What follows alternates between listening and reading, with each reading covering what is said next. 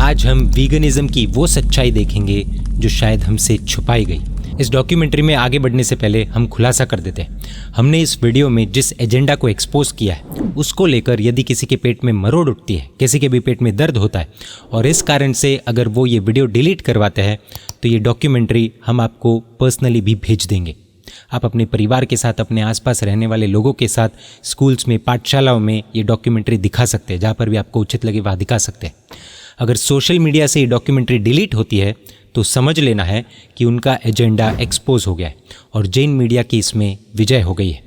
बाकी जिन्हें भी हमारे द्वारा बताई गई फैक्ट्स को या बातों को काउंटर करना है, हम उन्हें मोस्ट वेलकम करते हैं। सात्विक मूवमेंट नाम का एक चैनल है, इनका कहना है कि डेयरी प्रोडक्ट्स हमें डाइजेस्ट नहीं होते, इनसे एक्ने प्रॉब्लम्स होती है, फ्रैक्चर रिस्क बढ़ती है और भी बहुत कुछ है। अब जब हम डेयरी प्रोडक्ट्स नहीं लेते तो क्या होगा? सिंपल, ये अनडाइजेस्टेड वेस्ट अंदर रहेगा ही नहीं और गैस होगी ही नहीं। एक रिसर्च स्टडी ने पाया कि दूध पीने से उनका एक्ने का रिस्क 25% बढ़ गया और अगर एक दिन में 2 से 3 ग्लास पिए तो वही रिस्क 43% हो गया। मैं रिसर्च करने लगा और मुझे पता चला दूध एक म्यूकस फॉर्मिंग फूड है। मुझे शौक लगा। क्या ये सच है? इतने सारे सेलिब्रिटीज और एथलीट्स इसे क्यों छोड़ रहे हैं? क्या जिन सेलिब्रिटीज के नाम इन्होंने अपने वीडियो में लिए, क्या वे सब प्योर वीगन है? आखिर ये अपने चैनल का नाम सात्विक रखकर दूध या डेयरी प्रोडक्ट्स का विरोध क्यों कर रहे हैं?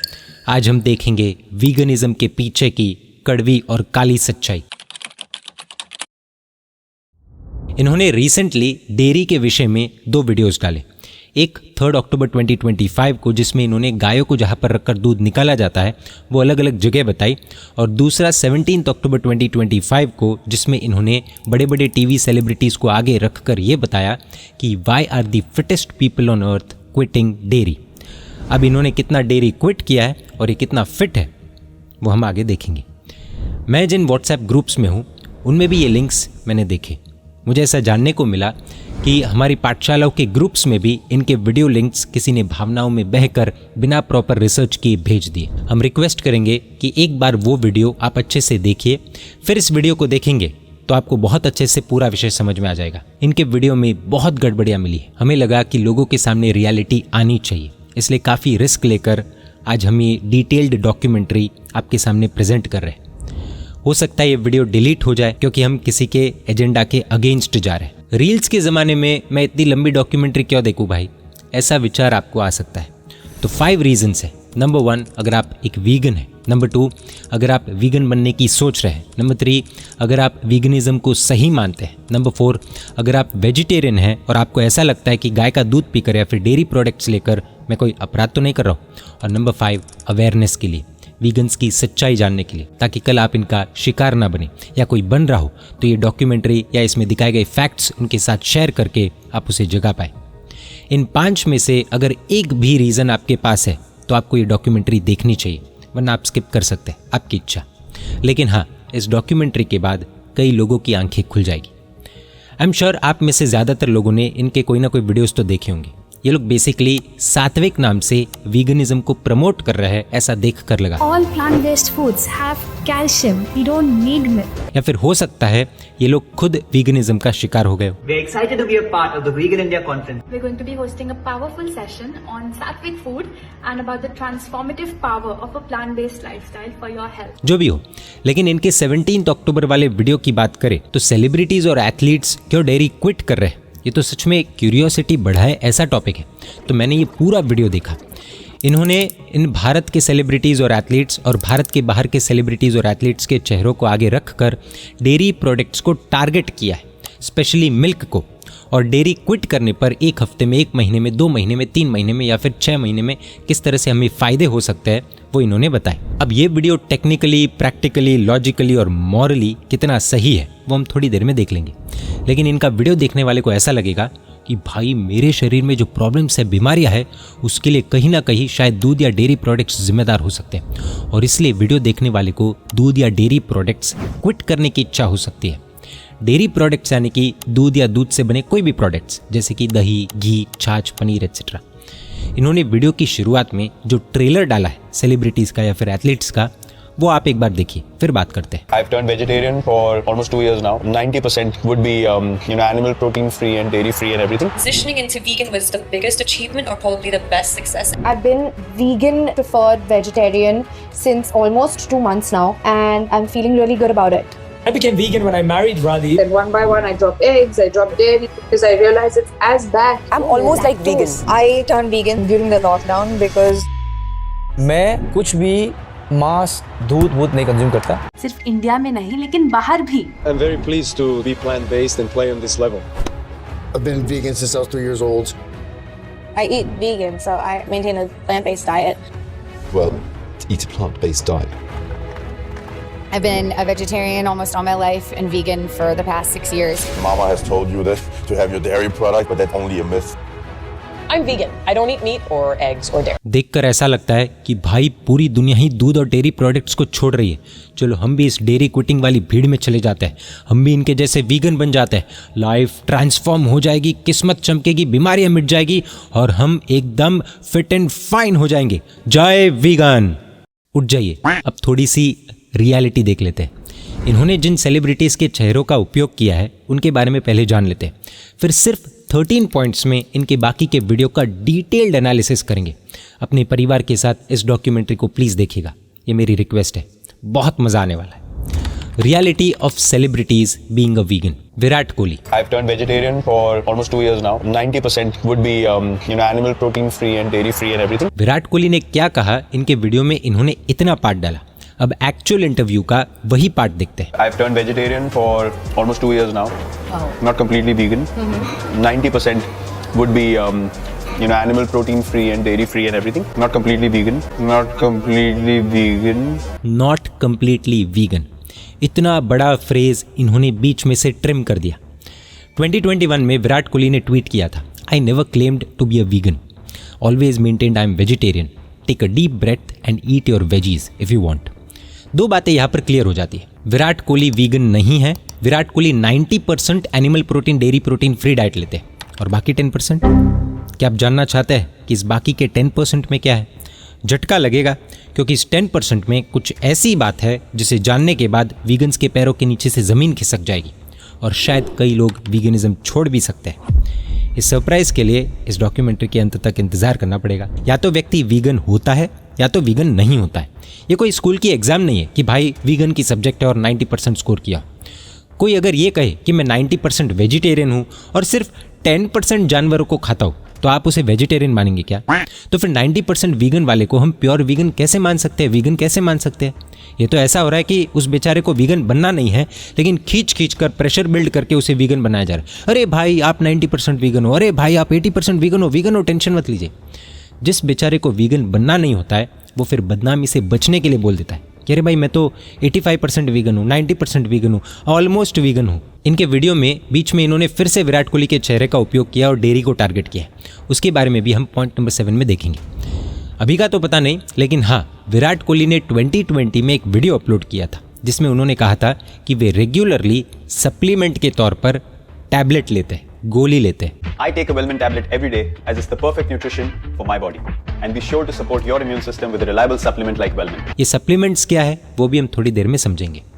Jacqueline Fernandez. Transitioning into vegan. ये वीगन कॉन्फ्रेंस 2024 का वीडियो है, लगभग जुलाई 2024 का है, और पीटा इंडिया ने जैकलिन फर्नांडिस को मोस्ट ब्यूटीफुल वेजिटेरियन सेलिब्रिटी 2024 का अवार्ड दिया था। पीटा नामक विदेशी संस्था भी कई बार कंट्रोवर्सीज में रह चुकी है, उसकी हम फिर कभी बात करेंगे, वरना डॉक्यूमेंट्री बहुत ज़्यादा लंबी हो जाएगी। जैकलिन ने 2 से 3 वर्ष पहले मीट यानी कि मांस खाना छोड़ दिया था, ऐसा उन्होंने बताया था, और फिर वो वीगन बनी।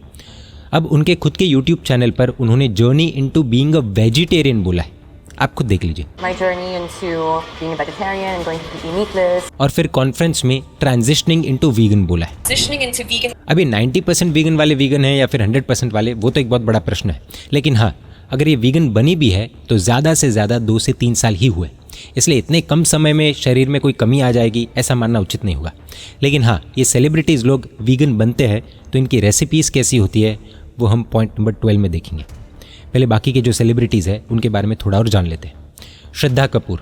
I've been vegan-ish, vegan preferred vegetarian. I have been vegan preferred vegetarian, यानी कि अभी भी एक्सपेरिमेंटिंग स्टेज पर है। इन्होंने इसी वीडियो का ये पार्ट नहीं डाला जिसमें श्रद्धा कपूर ने ये कहा है कि I don't know if I'll be able to continue staying vegan or not. इसका अर्थ ये हुआ कि अभी एक्सपेरिमेंट कर रही है और वीगन नहीं बल्कि वेजिटेरियन है। trendsbollywood.com वेबसाइट पर 3 सितंबर 2025 का ये आर्टिकल देखिए। इसमें FAQ में यानी कि फ्रीक्वेंटली आस्क्ड क्वेश्चंस में एक इंपॉर्टेंट पॉइंट है, is Shraddha Kapoor completely vegan? She follows a predominantly vegan diet but has described herself as about 90% vegan. अब ये 90% वीगन का क्या अर्थ होता है वो तो आप खुद सोचिए और हमें भी कमेंट करके बताइए ताकि हमें और बाकियों को भी पता चले। अभी तो रुकिए, अभी तो वीडियो शुरू हुआ है, आगे बहुत कुछ शॉकिंग होने वाला है। जय शेट्टी। जय शेट्टी ने कहा कि राधी से शादी करने के बाद वीगन डाइट अपनाई थी। अब इंटरनेट पर मिली जानकारी के अनुसार ये दोनों पति पत्नी वीगन डाइट फॉलो कर रहे हैं, लेकिन ये दोनों यूट्यूब पर सप्लीमेंट्स को प्रमोट करते रहते हैं। Is these Array 60 capsules that are inside here. I'm going to take one of these, just one. How many do you have to take? Take 2 capsules daily. And minutes for the effect. It worked. I am also normal. और इनकी पत्नी राधी खुलेआम probiotic capsules को supplements को promote करती है और recommend भी करती है। The first one is spore-forming probiotics. The second one is digestive bitters. The third thing is something called psyllium husk powder. So try these 3 things for 30 days and I bet you'll actually notice a difference. What I will recommend is getting supplementation. One thing you could try out to help strengthen your gut microbiome is pre and probiotics. How is this normal? I don't know, but recommend करती है। इन लोगों ने अपने video में ये नहीं बताया कि इनकी पत्नी राधी विटामिन डी के लिए रेगुलरली इंजेक्शंस लेती है। जी हाँ, राधी ने अपने 2 साल पुराने एक वीडियो में ये बात स्वीकार की। आप खुद देखिए, करंट कंडीशन हमें नहीं पता। What I'm doing right now for my vitamin D are injections. My vitamin D was extremely low and so I was recommended to get shots every month. My vitamin D was extremely low. अब जय शेट्टी की website पर मिली जानकारी के अनुसार खुद जय शेट्टी का विटामिन डी लेवल बहुत लो था। अब इसके लिए कितनी गोलियां ले रहे हैं, साथ ही अपनी वीगन डाइट के साथ कितने कैप्सूल्स, कितनी गोलियां, कितने प्रोबायोटिक्स या फिर कितने इंजेक्शंस ले रहे हैं, ये जानकारी फिलहाल हमें नहीं मिली है या फिर शायद इंटरनेट पर अवेलेबल नहीं। हम तो चाहते हैं कि सब स्वस्थ रहे, हेल्थी रहे, लेकिन विथ ऑल ड्यू रेस्पेक्ट जो रेगुलरली सप्लीमेंट्स पर जी रहे हो, विटामिन के लिए गोलियाँ, कैप्सूल्स ले रहे हो, इंजेक्शंस ले रहे हो, उन्हें फिटेस्ट पीपल ऑन अर्थ हम कैसे कह सकते हैं, ये अभी तक समझ में नहीं आया। जेनेलिया डिसोजा। इंटरनेट पर मिली जानकारी के अनुसार ये जानने को मिला है कि जेनेलिया डिसोजा पहले मांसाहारी थी, लेकिन अब वो पूरी तरह से वीगन डाइट फॉलो कर रही है और अपने बच्चों को भी वीगन डाइट फॉलो करवा रही है। वैसे जानकारी के लिए बता दें, जेनेलिया डिसोजा और उसके पति रितेश देशमुख की एक कंपनी है जो कि प्लांट बेस्ड मीट प्रोडक्ट्स बनाकर बेचती है। अब इन्हें देखकर वीगन बनने से पहले थोड़ा रुककर सोचने जैसा है। क्यों, वो हम पॉइंट नंबर 12 में समझेंगे, थोड़ा वेट करना पड़ेगा। लेकिन ये अपने वीगन डाइट के अलावा क्या क्या सप्लीमेंट्स लेते हैं वो जानकारी इंटरनेट पर अभी तक अवेलेबल नहीं है। Anushka Sharma. I'm almost like vegan. I am almost like vegan, यानी कि मैं लगभग वीगन हूँ। वीगन होने में और ऑलमोस्ट वीगन होने में बहुत फ़र्क है और यही फ़र्क इन लोगों ने अपने वीडियो में बताया होता तो बहुत अच्छा होता। एक्ट्रेस अनुष्का शर्मा और विराट कोहली ने भी इन्वेस्टर्स के तौर पर और ब्रांड एम्बेसडर्स के तौर पर प्लांट बेस्ड मीट प्रोडक्ट्स बनाने वाली एक कंपनी के साथ कोलैबोरेशन किया है, लेकिन ये दोनों प्योर वीगन नहीं है। We are partnering with Indian plant-based meat pioneers as investors and brand ambassadors to help you all eat meat in a planet-friendly way. और इन्होंने जो आलमंड मिल्क की बात बताई, Because I drink almond, I don't drink regular milk. Actually, you have only almond milk, is it? Yeah. उस white almond milk के पीछे की ब्लैक सच्चाई हम पॉइंट नंबर 11 में देखेंगे, जिसमें वीगन्स की हिपोक्रेसी को हम एक्सपोज करेंगे। आगे बढ़ने से पहले हमें प्लांट बेस्ड डाइट क्या होती है वो समझना बहुत ज़रूरी है ताकि आगे की कुछ बातें हम इजीली समझ पाए। इसलिए इस प्लांट बेस्ड डाइट के अर्थ को याद रखिएगा प्लीज़। प्लांट बेस्ड डाइट का मतलब है ऐसी लाइफस्टाइल या फिर ऐसी फूड स्टाइल जिसमें व्यक्ति का भोजन ज़्यादातर प्लांट से आता है, जैसे कि फ्रूट्स, वेजिटेबल्स, अनाज, दालें, बीज एवं ड्राई फ्रूट्स। लेकिन इसका अर्थ ये नहीं है कि वो व्यक्ति पूरी तरह से वीगन या फिर वेजिटेरियन बन गया है। इसका असली मतलब बस इतना है कि वो व्यक्ति अपने खाने में, अपने भोजन में प्लांट से मिलने वाली चीज़ों को प्रायोरिटी देगा और एनिमल से मिलने वाली चीज़ों का सेवन या तो बहुत कम करेगा या फिर जितनी ज़रूरत हो उतना करेगा या कभी मन कर लिया तो कर लेगा। एनिमल से मिलने वाली यानी कि क्या? तो एनिमल प्रोडक्ट्स जैसे कि मांस, अंडे, मछली एक्सेट्रा, या फिर एनिमल बाई प्रोडक्ट्स जैसे कि दूध, दही, घी, छाछ, पनीर एक्सेट्रा। तो प्लांट बेस्ड डाइट में नॉन वेजिटेरियन या फिर डेयरी प्रोडक्ट्स के लिए खिड़की खुली ही रखी जाती है। अब कोई अपने आप को प्लांट बेस्ड कहे तो उसका अर्थ ये हुआ कि वो नॉन वेजिटेरियन प्रोडक्ट्स भी अपनी आवश्यकता के अनुसार ले सकता है। ये लोग नॉन वेजिटेरियन हो सकते हैं लेकिन वीगन तो नहीं। कोई अपने आप को प्लांट बेस्ड बट वेजिटेरियन कहे तो उसका अर्थ ये हुआ कि वो नॉन वेजिटेरियन तो नहीं लेकिन डेयरी प्रोडक्ट्स अपनी आवश्यकता के अनुसार ले सकता है। इनको वेजिटेरियन कह सकते हैं लेकिन वीगन तो नहीं। ये एक प्लांट फोकस्ड डाइट है, ना कि प्लांट ओनली डाइट। अब कौन कितना ओकेशनली लेता है और कितनी क्वांटिटी में लेता है वो तो भगवान ही जाने। अब ये कुछ वीगन वाले हैं जो ज़बरदस्ती इन लोगों पर वीगन टैग थोपते रहते हैं, लेकिन ये प्लांट बेस्ड वाले लोग बहुत स्मार्ट होते हैं क्योंकि इन्हें पता है कि शरीर वीगन टैग से या फिर वीगनिज्म की पब्लिसिटी से नहीं चलता है भाई। शांति से आगे देखते जाइए, आगे आपको बहुत कुछ क्लियर होता जाएगा। समंता रुथ प्रभु, I turned vegan during the lockdown. ये जो इन्होंने वीडियो डाला है ये वीडियो अक्टूबर 2020 का है, यानी कि 5 साल पहले का है, 5 वर्ष पहले का। 27 जुलाई 2025 का ये टाइम्स ऑफ इंडिया का आर्टिकल देखिए जिसमें लिखा है Samantha Ruth Prabhu shares her clean anti inflammatory diet plan, reveals ghee, broccoli and sprouts are must haves. एक मिनट, घी तो वीगन नहीं होता। आर्टिकल में दिया गया है कि the actress also makes sure to include other healthy foods like ghee in her daily meals. अर्थात समंता रोज घी लेती है। क्या ये इन्होंने बताया? एक और आर्टिकल मिला है जिसमें इनका स्टेटमेंट है, ये देखिए। When asked if she was vegan और plant based she responded I am not vegan, I am plant based. इन लोगों ने अपने वीडियो में कहीं पर भी ये नहीं बताया कि समंता अभी वीगन नहीं है। हम ये क्लेम नहीं कर रहे हैं लेकिन शायद अज्यूम कर रहे हैं कि हो सकता है समंता ने वीगन डाइट फॉलो किया होगा क्योंकि उनका खुद का पुराना स्टेटमेंट है। लेकिन फिर रियलाइज़ हो गया होगा कि प्योर वीगन यानी 100% वीगन तो लंबा चलेगा नहीं, और फिर इन्होंने घी लेना शुरू किया जो कि एक डेयरी प्रोडक्ट है। तो समंता ने तो डेयरी को क्विट नहीं किया बल्कि पहले जो वीगन बनी थी उस प्योर वीगन डाइट को क्विट कर दिया और डेयरी प्रोडक्ट लेना शुरू कर दिया। समंता की ऑफिशियल यूट्यूब चैनल पर उन्होंने खुद वेजिटेरियंस वॉच दिस इस कैप्शन के साथ एक रील पोस्ट की है जिसमें चावल को घी में बनाने की बात कही गई है। A lot of Indians use ghee, for example. Cook it in ghee or cook it in coconut oil. अब यहाँ पर कुछ हैरान कर देने वाली बातें हमें पता चली है। अक्टूबर 2020 में समंता ने एक वीडियो में कहा कि लॉकडाउन के दौरान वे वीगन बनी। 2022 में समंता ने खुद बताया कि उन्हें मायोसाइटिस नामक एक बीमारी हुई थी। एक ऑटो इम्यून डिजीज़ है जिसमें शरीर का इम्यून सिस्टम गलती से अपने ही मांसपेशियों पर हमला करता है। एक बार काम के दौरान ये बेहोश भी हुई थी जिसमें इनको सर पर चोट भी आई थी। हमारे दिमाग में कुछ प्रश्न उठे जैसे कि आखिर समंता वीगन से प्लांट बेस्ड डाइट पर क्यों गई? क्या ये हेल्थ इशू उनको वीगन डाइट के कारण आया? इसका जवाब तो शायद वही दे पाएंगी। एक और इम्पॉर्टेंट क्वेश्चन है, प्लांट बेस्ड में प्लांट्स के अलावा वो क्या क्या लेती है? सुनील छेत्री, द ललन टॉप में दिए गए सुनील जी के इस इंटरव्यू में से इन लोगों ने एक लाइन निकालकर आपके सामने रख दी। मैं कुछ भी मांस, दूध नहीं कंज्यूम करता। अब ये देखकर किसी को भी लगेगा भाई सुनील जी तो लेजेंड है, फुटबॉल के क्षेत्र में इनका बहुत योगदान है, फुटबॉल में तो कितनी शक्ति चाहिए होती है, और अगर फुटबॉल खेलने वाला वीगन है तो चलो हम भी बन जाते हैं। अरे रुक जाओ, अब उसी इंटरव्यू का बाकी का स्टेटमेंट भी देख लीजिए। कुछ भी मांस, दूध नहीं कंज्यूम करता, पर मैं घी खाता हूँ, इसीलिए मैं वीगन नहीं हूँ। मैं वेजिटेरियन हूँ पर मैं घी खाता हूँ, इसीलिए मैं वीगन नहीं हूँ। मैं वेजिटेरियन हूँ पर मैं घी खाता हूँ। मैं वीगन नहीं हूँ, मैं वेजिटेरियन हूँ और मैं घी खाता हूँ। ये सुनील जी का क्लियर स्टेटमेंट है। फिर भी इन्होंने इस तरह से बीच का पार्ट कट करके ट्रिम करके क्यों दिखाया पता नहीं। सुनील जी की एक बात बहुत अच्छी लगी कि इन्होंने ऐसा नहीं कहा कि मैं 85 या फिर 90% वाला वीगन हूँ। अब बात करते हैं भारत के बाहर के सेलिब्रिटीज़ और एथलीट्स की। नोवाक जोकोविक, सिर्फ इंडिया में नहीं लेकिन बाहर भी। I'm very pleased to be plant-based and play on this level. अब ये बिजनेस इनसाइडर का आर्टिकल देखिए। Though he doesn't like to be called a vegan, Djokovic largely avoids eating meats, fish or any other animal based products. Largely avoids, not fully, not 100%. ये plant based वाले हैं जिसका अर्थ हम already देख चुके हैं, लेकिन नोवाक ने क्लियर कर दिया था कि मैं वीगन नहीं हूँ और मैं प्लांट बेस्ड डाइट लेता हूँ, अर्थात इनके लिए मीट अथवा डेयरी की खिड़की खुली है।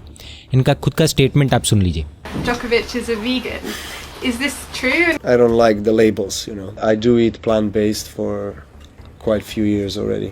Because of the misinterpretations of labels and misuse of labels, I just don't like that kind of name. So. Djokovic खुद वीगन लेबल से बचते हैं क्योंकि वे नहीं चाहते कि कोई मिस इंटरप्रेट अथवा मिसयूज करे। Misuse I don't like the labels, you know. शायद इसलिए जोकोविक ने वीगन नाम से बहुत पहले से ही दूरी कर ली थी। Joaquin Phoenix. प्राप्त जानकारी के अनुसार ये एक्टर काफ़ी लंबे से वीगनिज्म को फॉलो कर रहा है, लेकिन इनकी डाइट क्या है, क्या सप्लीमेंट्स लेते हैं, विटामिन B12 के लिए क्या क्या लेते हैं, ये जानकारी रिसर्च करने पर हमें इंटरनेट पर अभी तक नहीं मिली। Ariana Grande. With all due respect, हम किसी की भी शारीरिक परिस्थिति का मजाक उड़ाना नहीं चाहते, लेकिन इन्होंने अपने वीडियो के टाइटल में क्या लिखा है आप खुद देखिए। Why are the fittest people on earth quitting dairy. उन्होंने आरियाना का जो वीडियो दिखाया है वो बहुत पुराना है।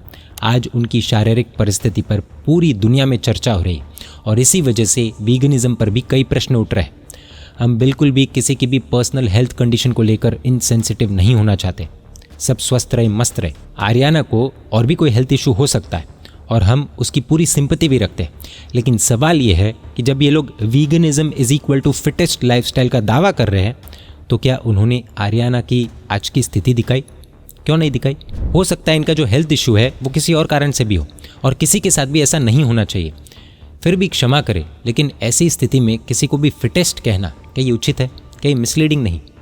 आरियाना के कुछ समय पहले के इंटरव्यू में उन्होंने कहा कि वे प्लांट बेस्ड है। My nonna always offers me meatballs and I'm like no thank you, like I'm still plant based and still. नवंबर 2024 का ये आर्टिकल देखिए जिसमें लिखा है, इन अ 2013 tweet on X, formerly known as Twitter, the actress and pop star said that while she had always kept meat minimal, she was beginning a 100% vegan journey, and today the wicked star remains plant based. 2013 में 100% vegan की उन्होंने बात कही, बाद में interview में plant based label पसंद कर लिया। प्लांट बेस्ड का अर्थ हम ऑलरेडी देख चुके हैं, जिसमें प्लांट्स के अलावा वो क्या क्या लेते हैं वो नॉर्मली बताया नहीं जाता। खैर अभी तो आगे बहुत कुछ बाकी है, देखते रहिए। Benedict Cumberbatch. Well, eat a plant-based diet. ये इनका अप्रैल 2018 का वीडियो है। अब इनका जुलाई 2025 का वीडियो देख लीजिए। Did you eat what you're filming when you're working on a film? A couple of boiled eggs between those 5 meals, or some kind of high-protein snack cheese, and a couple of boiled eggs. Couple of boiled eggs. जुलाई 2025 में इन्होंने खुद स्वीकार किया कि boiled eggs लिए थे। अब इनके एक और ऑडियो पॉडकास्ट में इन्होंने क्लियरली बोला है कि इन्होंने मीट लिया है और ये वीगन नहीं है। आप खुद सुन लीजिए। Well, tell me about being a vegan. I was a vegan for a while. I didn't give up eggs. Well, it wasn't great, no, for me. And I don't think I ever got it quite right. I was pretty gassy, Ruthie. I'll tell you that now because we're friends. And I'm not vegan anymore, so there's no excuse. But I was pretty gassy. My diet is entirely fibrous because it's vegetables and fruit. And well, I've got to eat some lean meat. ये अंडे खा रहे हैं तो ये सही है, और कोई फिर से मांसाहारी हो गया तो वो सही हो गया। हम ऐसा नहीं कह रहे और ना ही उनके किसी भी एक्शन को हम जस्टिफाई कर रहे हैं, एंडोर्स कर रहे हैं, क्योंकि वीगन वाले अभी हम पर थोड़ी देर में टूट पड़ेंगे कि अच्छा आप तो चाहते हो पूरी दुनिया मांसाहारी बन जाए, पूरी दुनिया क्रूर बने, आप तो जैन हो ना, कहाँ गई आपकी अहिंसा, कहाँ गई आपकी वैल्यूज़, एट्सेट्रा एट्सेट्रा। हम कभी भी मांसाहार को सपोर्ट नहीं कर सकते, ना कभी किया है और ना ही कभी करेंगे। यहाँ पर बात एथिक्स की है, गुमराह करने की है, मिसलीडिंग की है।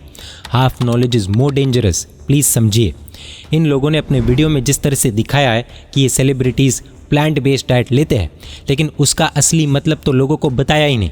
ये बात उसकी है। एक मांसाहारी मांस, अंडे, मछली आदि ये सब छोड़ दे, उससे अच्छी बात कोई दुनिया में हो ही नहीं सकती हमारे लिए। लेकिन जो मांसाहारी नहीं है, यानी कि जो वेजिटेरियन है, वो अगर डेयरी प्रोडक्ट्स भी छोड़ देगा तो वो ना इधर का रहेगा और ना ही उधर का, बल्कि बीच में लटकता रह जाएगा।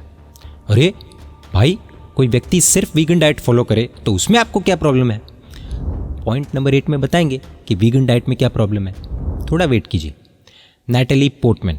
I've been a vegetarian almost all my life and vegan for the past 6 years. Natalie के ऊपर थोड़ा रिसर्च किया तो पता चला कि पूरी तरह से वीगन डाइट फॉलो कर रही है, लेकिन 2011 के इस आर्टिकल में ये देखिए, Natalie Portman drops vegan diet during pregnancy. इनका स्टेटमेंट पढ़ लीजिए। I was listening to my body to have eggs and dairy. बात अपने बच्चे की आई तो वीगनिज्म छोड़ दिया, लेकिन इन सात्विक मूवमेंट वालों ने अपने वीडियो में ये बात क्यों नहीं बताई पता नहीं। खैर, मेरे वीगन प्रेमी भाई बहनों को विचार आ रहा होगा कि अरे भाई, प्रेगनेंसी में रिस्क नहीं ले सकते ना, वो कम से कम इतना तो कर रही है ना। और पास्ट 6 ईयर से जो वीगन है उसका क्या, बोलो। तो ये देख लीजिए सच्चाई। I get B12 shots once a month because it's the one thing you don't get from a vegan diet. यानी कि वीगन डाइट एक कंप्लीट डाइट नहीं है, ये एक अधूरी डाइट है। और ये बात हम नहीं, खुद एक्ट्रेस कह रही है कि विटामिन B12 वीगन डाइट से नहीं मिलता है और उसके लिए वो B12 के शॉट्स यानी कि इंजेक्शंस लेती है। क्या इन लोगों ने अपने वीडियो में ये बात बताई? अरे ये B12 का क्या झोल है, थोड़ा बताओ ना प्लीज़ डिटेल में। इसके लिए थोड़ा और वेट करना पड़ेगा। पॉइंट नंबर 8 में इसे हम डिटेल में देखेंगे और वो देखने के बाद कोई भी व्यक्ति वीगन बनने से पहले 2 नहीं 2000 बार सोचेगा। अभी के लिए इतना समझ लीजिए कि वीगन डाइट में विटामिन B12 नहीं मिलता है, इसलिए ये लोग B12 के इंजेक्शंस लेते हैं, गोलियां लेते हैं, कैप्सूल्स लेते हैं। B12 इंजेक्शंस के साइड इफेक्ट्स भी है।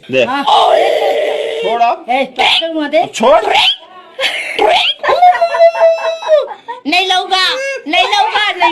ठोको इंजेक्शन, जय vegan. Patrick Baboumian. Mama has told you this to have your dairy product, but that's only a myth. बाप रे बाप, इस बॉडी बिल्डर को देखकर तो एक बार के लिए मैं भी सोच में पड़ गया कि भाई वीगन फूड स्टाइल फॉलो करके ऐसी बॉडी कैसे बनानी। पैट्रिक भाई का एक यूट्यूब चैनल है, 2019 का ये वीडियो है, what I eat in a day /vegan strongman। ये अपने दिन की शुरुआत कुछ इस तरह से करते हैं। Then I start the day off by taking my supplements. देख लीजिए ये गोलियों का डिब्बा। वीगन वाले अपनी भाषा में इसे सप्लीमेंट्स कहते हैं और हम अपनी भाषा में इसे गोलियां कहते हैं। पहले सप्लीमेंट्स का अर्थ समझ लेते हैं। सप्लीमेंट्स मतलब ऐसी एक्स्ट्रा चीज़ जो हमारे बॉडी की किसी कमी को पूरा करे। जब कोई व्यक्ति नॉर्मल फूड से कोई ज़रूरी विटामिन, मिनरल या फिर प्रोटीन नहीं ले पाता है तो वो उसे गोली यानी कि tablet, capsules, powder, fortified food, injections, sprays etcetera के रूप में लेता है। यानी कि नेचर द्वारा मिली चीज़ को लैब में बनी चीज़ से रिप्लेस करता है। वीडियो में जो दिख रहा है उस हिसाब से गेस कर रहा है। सुबह की 6 गोलियां लगभग, दोपहर की लगभग 8 और शाम की शायद 10। बस बोलो जय वीगन। ये लोग अपने वीडियो में ये बताना भूल गए कि ये पैट्रिक भाई सप्लीमेंट्स के तौर पर इतनी सारी गोलियां लेते हैं। अर्थात वीगन्स नेचर से दूर जाकर लैब मेड चीज़ों पर डिपेंडेंट हो रहे हैं और इस लाइफस्टाइल या फिर फूड स्टाइल को ये लोग नॉर्मल, इको फ्रेंडली, नेचुरल बोलते हैं। वाह। मईम बियालिक। I'm vegan. I don't eat meat or eggs or dairy. मईम के 2 बच्चे और वो भी वीगन फूड स्टाइल फॉलो करते हैं। लेकिन एक मिनट, ये देखिए इस आर्टिकल में क्या दिया है। Mayim also explained that the only thing vegans do not get from the foods non-vegans eat is vitamin B12.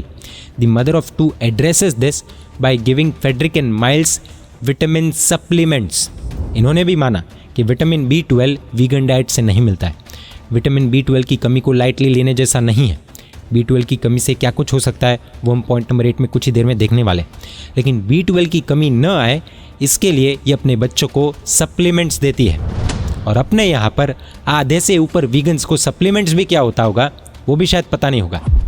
इन लोगों ने अपने वीडियो में 1-2 लोगों के बारे में अगर छुपाया होता तब तो समझ में भी आता कि शायद अनइंटेंशनली हुआ होगा, लेकिन इतना कुछ छुपाया, उसके पीछे का कारण क्या हो सकता है आप खुद सोचकर हमें कमेंट्स में बताइए। अरे रुक जाइए, आगे वीडियो और भी ज़्यादा इंटरेस्टिंग होने वाला है क्योंकि अब इनके बाकी के वीडियो का गहराई से एनालिसिस करेंगे। Point number 1, who needs more energy. ये लोग जिन्हें हमसे कई गुना ताकत की जरूरत है, ऐसा लाइफस्टाइल जिसमें ना सिर्फ मीट बल्कि दूध भी रिस्ट्रिक्टेड है, क्यों अपना रहे हैं? ये भाई कहते हैं कि इन लोगों को यानी कि सेलिब्रिटीज को हमसे कई गुना ज्यादा ताकत की जरूरत है। एक मिनट, ये तो ऐसा बता रहा है जैसे भर गर्मी में खून पसीना एक करने वाले मजदूरों की बात हो रही हो। किस अंधेरे में है ये पता नहीं। ये सेलिब्रिटीज धनवान है, अमीर है। ये लोग 1-2 महीना अपने काम से ब्रेक भी ले ले तो इन्हें कोई फर्क नहीं पड़ने वाला। इनके यहाँ पर तो नौकर चाकर होते हैं, रसोई बनाने वाले स्पेशल कुक्स होते हैं। मुंबई में हम लोग घर पे हमारा बहुत अच्छा कुक है। वो बहुत कमाल का खाना बनाता है। पर्सनल कार ड्राइवर्स होते हैं। आम नागरिकों के पास ये सब नहीं होता है भाई।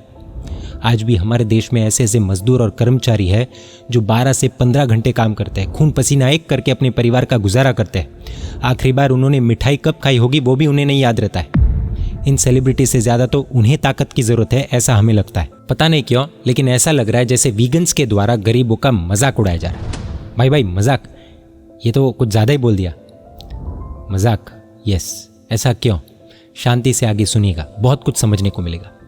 Point number 2, reality of lactose intolerance. और ये बात सिर्फ हम नहीं, रिसर्च स्टडीज और डॉक्टर्स भी कंफर्म कर रहे हैं, जो बताती है कि वर्ल्ड की नियरली 70% पॉपुलेशन आज लैक्टोज इंटॉलरेंट है, यानी डेयरी प्रोडक्ट्स को डाइजेस्ट कर ही नहीं पाती। ये सर्वे 89 कंट्रीज के 62,910 62,910 लोगों का है, लेकिन इसमें भारत के कितने लोग थे, कौन सी उम्र के थे, किस स्टेट के, किस गांव के थे, किस शहर के थे, ये जानकारी ही नहीं है। इसलिए इस सर्वे का कंक्लूजन आप 150 करोड़ की संख्या वाले देश भारत पर कैसे थोप सकते हैं? अरे भले भारत का ना हो, लेकिन बाकी के देशों का तो है ना, वो भी थोड़ी देर में क्लियर हो जाएगा। दूसरी बात, इन्होंने जो पेपर अपनी स्क्रीन पर लगाया है उसमें लिखा है लैक्टोज मैलअब्सॉर्प्शन। लैक्टोज मैलअब्सॉर्प्शन और लैक्टोज इंटॉलरेंस दोनों में थोड़ा डिफरेंस है। देखिए, दूध में एक तत्व होता है जिसे लैक्टोज कहते हैं, और हमारे शरीर में रहा लैक्टेज एंजाइम इस लैक्टोज को डाइजेस्ट करता है। जब हमारा शरीर लैक्टेज एंजाइम पर्याप्त मात्रा में नहीं बना पाता तो पूरी तरह से इस लैक्टोज को डाइजेस्ट नहीं कर पाता, तो उसे कहते हैं लैक्टोज मैलअब्सॉर्प्शन। और अगर लैक्टोज न पचने के कारण हमें गैस, पेट दर्द, सूजन या फिर दस्त यानी कि लूज मोशंस जैसे लक्षण हो तो उसे कहते हैं लैक्टोज इंटॉलरेंस। और लैक्टोज मैलअब्सॉर्प्शन यानी कि दूध को नहीं बल्कि दूध में रहे लैक्टोज को पूरी तरह से पचा नहीं पाना। इसका अर्थ ये नहीं कि डेयरी प्रोडक्ट्स पचा ही नहीं सकते, इसका अर्थ ये है कि लैक्टोज को पूरी तरह से पचा नहीं सकते। कोई 50% लैक्टोज को डाइजेस्ट करेगा, कोई 60% लैक्टोज को डाइजेस्ट करेगा, और कुछ एक केसेस में जेन्युइनली दूध से किसी किसी को प्रॉब्लम होती है। तो लैक्टोज मैलअब्सॉर्प्शन होने का अर्थ ये नहीं होता है कि डेयरी प्रोडक्ट्स को वो व्यक्ति पचा नहीं पाएगा, बल्कि उसका अर्थ ये होता है कि वो व्यक्ति डेयरी प्रोडक्ट्स में रहे लैक्टोज को पूरी तरह से पचा नहीं पाएगा और अपनी क्षमता के अनुसार पचाएगा। तो कुल मिलाकर दूध को पचाना अलग विषय है, दूध में रहे लैक्टोज को पचाना अलग विषय है, और डेयरी प्रोडक्ट्स को पचाना अलग विषय है। इन्होंने लैक्टोज डाइजेशन की बात डेयरी प्रोडक्ट्स के डाइजेशन पर लागू कर दी। इसको मिसलीडिंग कहे या फिर मिसगाइडिंग वो तो पता नहीं, लेकिन लैक्टोज मैलअब्सॉर्प्शन का अर्थ ये नहीं होता है कि डेयरी प्रोडक्ट ही नहीं लेना, और घी में तो लैक्टोज बहुत कम होता है, इसलिए लैक्टोज इंटॉलरेंस में भी घी लेने में क्या समस्या है। इन्होंने 2017 का जो रिसर्च पेपर स्क्रीन पर चिपकाया है उसमें लैक्टोज मैलअब्सॉर्प्शन पर डेटा दिया है, ना कि डेयरी प्रोडक्ट्स के इंटॉलरेंस पर। तो किसी को ये कहना कि 70% लोग लैक्टोज पचा नहीं सकते एक सर्वे के अनुसार, इसलिए डेयरी प्रोडक्ट सबके लिए नुकसानदायक है, ये शायद एक मिस इंटरप्रिटेशन है, और आंख बंद करके फॉलो करने वाले के लिए हेल्थ की दृष्टि से बहुत खतरनाक भी। सबसे बड़ी बात, जिस सर्वे को इन्होंने अपनी स्क्रीन पर चिपकाया है वही स्टडी जर्नल ने रिट्रैक्ट कर दी है। मतलब ये डेटा अब साइंटिफिकली रिलायबल माना ही नहीं जा सकता। देखिए, शायद ये बात आपको बहुत कड़वी लगेगी, अजीब भी लगेगी, लेकिन सच कहूँ तो इंटरनेट पर सब कुछ जो स्वीटली परोसा जाता है वो सब कुछ ट्रस्ट करने जैसा नहीं होता है।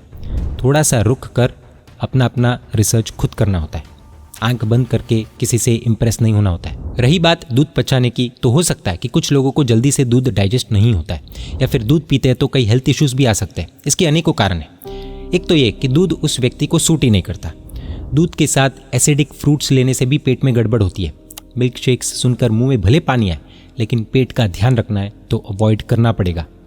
दूध के साथ नमकीन चीज़ें, नमक वाली चीज़ें, गरम मसालों वाली चीज़ें, खट्टे तड़के वाली चीज़ें लेने से भी गड़बड़ी होती है। बेसिकली विरुद्ध आहार से बचना है। दूध लिया हो तो उसको पचने में 1 से 1.5 घंटा लग सकता है, तो दूध पीने के 1-1.5 घंटे तक ऐसी कोई भी चीज़ नहीं लेनी चाहिए जो दूध के साथ इनकम्पैटिबल हो। दूध के साथ चावल ले सकते हैं। रॉन्ग टाइमिंग्स भी एक कारण है। एक व्यक्ति के कपड़े दूसरे व्यक्ति को फिट हो भी सकते हैं, नहीं भी हो सकते हैं। डाइट भी इसी तरह से। इसलिए हमें खुद की बॉडी को स्टडी करना होता है कि अगर मैं दूध ले रहा हूँ तो सुबह में ले रहा हूँ तो प्रॉब्लम हो रही है, या फिर शाम में ले रहा हूँ तो प्रॉब्लम हो रही है, या फिर दूध से ही मुझे प्रॉब्लम है। नॉर्मली भोजन के साथ दूध अवॉइड ही करना होता है, ये सब भी देखना होता है। जनरली कहा जाता है कि दूध शाम में ही लेना चाहिए, लेकिन कुछ लोगों को सुबह में दूध अच्छे से सेट हो जाता है, तो इसमें तो सभी को सेल्फ स्टडी ही करनी पड़ती है। दूध में भर भर कर शक्कर डालना भी उचित नहीं है। हो सके तो बिना शक्कर वाला दूध लेना ही सबसे बेस्ट है। शक्कर अपने आप में बहुत हानिकारक है। दूध को फ्रिज में रखकर एकदम ठंडा करके पीना ये भी सेहत के लिए बहुत हानिकारक है। और भारत में तो गर्म दूध लेने की परंपरा है, जिसमें बहुत आसानी से दूध डाइजेस्ट हो जाता है। पूरा भारत दूध पीकर ही बड़ा हुआ है और सब मस्त ही चल रहा है भाई। ये भाई को साइनस था, क्योंकि बचपन से मुझे खुद साइनस की प्रॉब्लम थी। इनको दूध वगैरह से प्रॉब्लम हुई होगी, हो सकता है, लेकिन इसका मतलब ये थोड़ी होता है कि इनको सेट नहीं हुआ तो सबको छोड़ देना चाहिए। कोई भी चीज़ अति हानिकारक होती है। एक्सेसिव मिल्क हेल्थ इशू कर सकता है। क्योंकि मैं तो दिन में 3-3 बार दही, पनीर, मक्खन, घी, मिष्टी, दोई, संदेश सब कुछ खा रहा था। अब ये भाई की तरह दिन में 3-3 बार इस तरह से चीजें खाएंगे तो हेल्थ बिगड़ेगी। अब कोई व्यक्ति एक दिन में 15 से 20 लीटर पानी पी ले और मर जाए तो इसका मतलब ये नहीं होता है कि हम पानी को जहर घोषित कर दें। कोई भी चीज में विवेक चाहिए होता है, डिसिप्लिन चाहिए होता है। मिल्क बुरा नहीं है, मिल्क कैसे लेना, कब लेना, कितना लेना वो समझना जरूरी है। कई घरों में माताएं दूध को उबालकर अपने बच्चों को दे देती है, लेकिन एक्सपर्ट्स का कहना है कि milk should be diluted with water. हम कहेंगे कि भाई ये क्या बोल रहे हो, मिलावटी दूध? जी हाँ, दूध में 1/4 भाग पानी डालना होता है। अगर 1 लीटर दूध है तो 250 ml पानी डालना है और फिर उसे उबालना है और फिर जब वो बॉयल हो जाए फिर उसे ग्रहण करने के लिए देना है।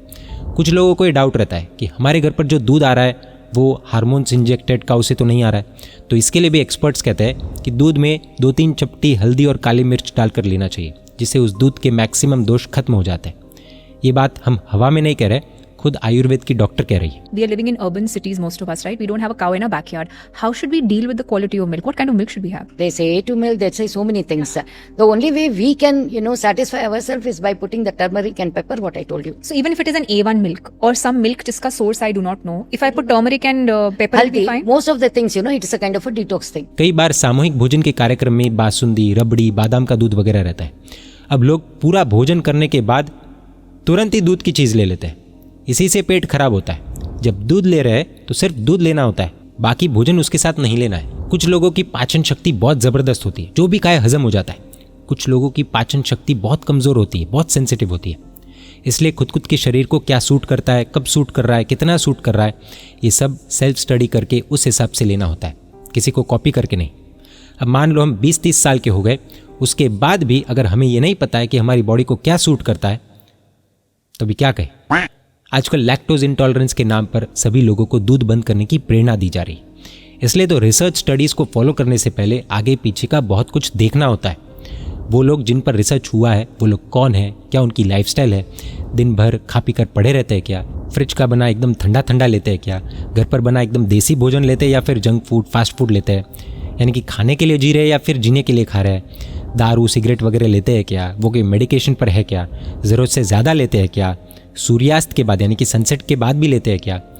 अब देखिए, अगर वो सूर्यास्त के बाद भी खाते होंगे तो ऐसे बहुत से चांसेस है कि उनका डाइजेशन खराब हो, क्योंकि सूर्यास्त के बाद अमृत भी विष माना गया है। इसलिए उनको देखकर हम उस डाइट को ब्लाइंडली फॉलो करें, ये उचित नहीं होगा। हमारे शरीर के लिए क्या सेट होता है, क्या सेट नहीं होता है, वो हमें ही देखना पड़ेगा। अब जिन्हें दूध जमता ही नहीं है तो क्या करना? सिंपल, ऐसे लोग दही ले सकते हैं। दही बहुत आसानी से पच जाता है। देखिए, दूध को कब अवॉइड करना वो भी हमें पता होना चाहिए। हम बीमार पड़ गए हो तो सबसे पहले दूध बंद कर देना होता है, गेहूँ बंद कर देने होते हैं। कई बार लूज मोशंस वगैरह हो तो खुद डॉक्टर कहते हैं कि दूध मत लेना, दही लेना। लेकिन हाँ, दही की प्रकृति गर्म है तो ऐसे में छाछ भी ले सकते हैं। छाछ तो गर्मी के समय में यूनिवर्सल ड्रिंक है भाई, उसकी प्रकृति भी शीतल है। और इन्होंने लैक्टोज की जो बात कही है, तो घी में तो लैक्टोज लगभग होता ही नहीं है, तो इन्होंने लैक्टोज इंटॉलरेंस के नाम पर सारे डेयरी प्रोडक्ट्स डाइजेस्ट नहीं होने की बात क्यों की, यानी कि घी भी नहीं पचेगा ऐसा क्यों कहा, वो पता नहीं। और दूध की जगह पर दही अथवा छाछ का ऑप्शन भी दे सकते थे, क्योंकि ये तो इजीली डाइजेस्ट हो जाते हैं।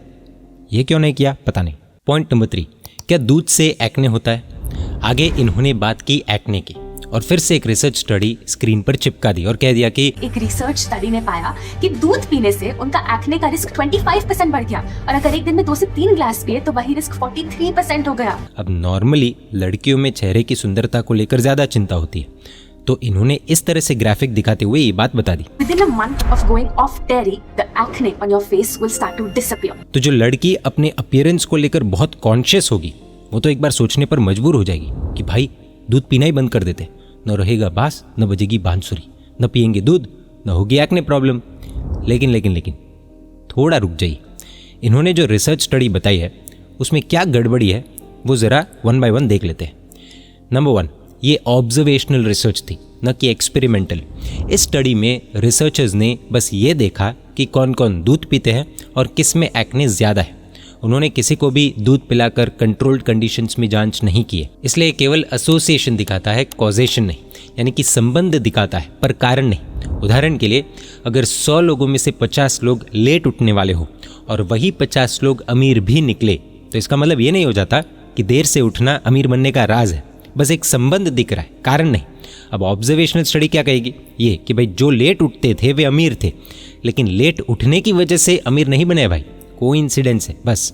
एक और उदाहरण ले लो, अगर थर्ड फ्लोर पर रहने वाले लोग 55 साल की उम्र तक मर जाए और सेकंड फ्लोर वाले 60 तक जी रहे हो, तो ऑब्जर्वेशन कह देगा कि थर्ड फ्लोर में रहने वाले जल्दी मरते हैं, पर मरने का कारण फ्लोर नहीं है, बस एक एसोसिएशन है। इसी तरह दूध पीने वाले लोगों में एक्ने ज्यादा था, पर यह जरूरी नहीं कि एक्ने का कारण दूध ही हो। नंबर 2, ज्यादातर स्टडीज में पार्टिसिपेंट्स ने खुद बताया था कि वे कितना दूध पीते हैं और उन्हें एक्ने है या नहीं, यानी कि किसी डॉक्टर या डर्मेटोलॉजिस्ट ने हर व्यक्ति की जांच नहीं की है। ऐसा सेल्फ रिपोर्टेड डेटा कई बार गलत या फिर अधूरा भी हो सकता है, तो हम भरोसा करें भी तो कैसे।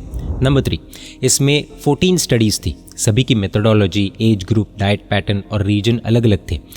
किसी ने टीनेजर्स लिए, किसी ने एडल्ट्स लिए और कुछ में तो चॉकलेट मिल्क भी शामिल था। नंबर 4, जिन लोगों ने ज़्यादा दूध पिया था वो अक्सर वेस्टर्न डाइट पर थे, यानी कि पिज्ज़ा, चीज़, फास्ट फूड, स्वीट ड्रिंक्स वाले। अब दूध के साथ इतना कचरा खाएंगे तो चेहरे पर एक्ने क्या, एक्ने की दुकान खुल जाएगी भाई। और इल्ज़ाम डाल दिया दूध पर, वाह जय वीगन। नंबर 5, पब्लिकेशन बायस भी मिला। जब रिसर्चर्स ने स्टैटिस्टिकल टेस्ट किया तो पता चला कि जिन स्टडीज़ में मिल्क एक्ने लिंक था वही ज़्यादा पब्लिश हुई और जिनमें कोई लिंक नहीं था वो कम पब्लिश की गई। इससे ओवरऑल रिजल्ट भी एक तरफा हो सकता है। नंबर 6, सबसे बड़ी बात, इस पूरी स्टडी में भारत के लोग शामिल ही नहीं थे, इसलिए इसका भारत से ऐसे देखा जाए तो डायरेक्टली कोई लेना देना ही नहीं है। क्यों? क्योंकि हम भारतीयों की डाइट अलग है और इन लोगों ने उन लोगों की डाइट का रिसर्च स्टडी वीडियो में बताया जो टेबल कुर्सी छोड़कर बाकी सब कुछ खा जाते हैं। तो उनके रिजल्ट्स हम भारतीयों पर ये लोग क्यों थोप रहे हैं, क्यों लागू कर रहे हैं, पता नहीं। नंबर 7, रिसर्च स्टडी चाहिए ना, तो ये लो 2020 में डेनमार्क की 20,000 लोगों पर मेंडेलियन रैंडमाइजेशन स्टडी हुई, जिसमें मिल्क जीन वेरिएंट और एक्ने के बीच कोई संबंध नहीं मिला।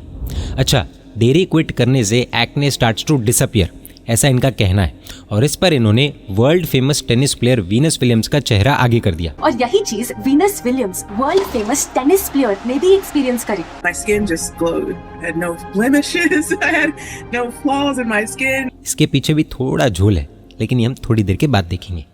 पॉइंट नंबर 4, क्या दूध एक म्यूकस फॉर्मिंग फूड है? म्यूकस यानी कि बलगम। मैं रिसर्च करने लगा और मुझे पता चला दूध एक म्यूकस फॉर्मिंग फूड है।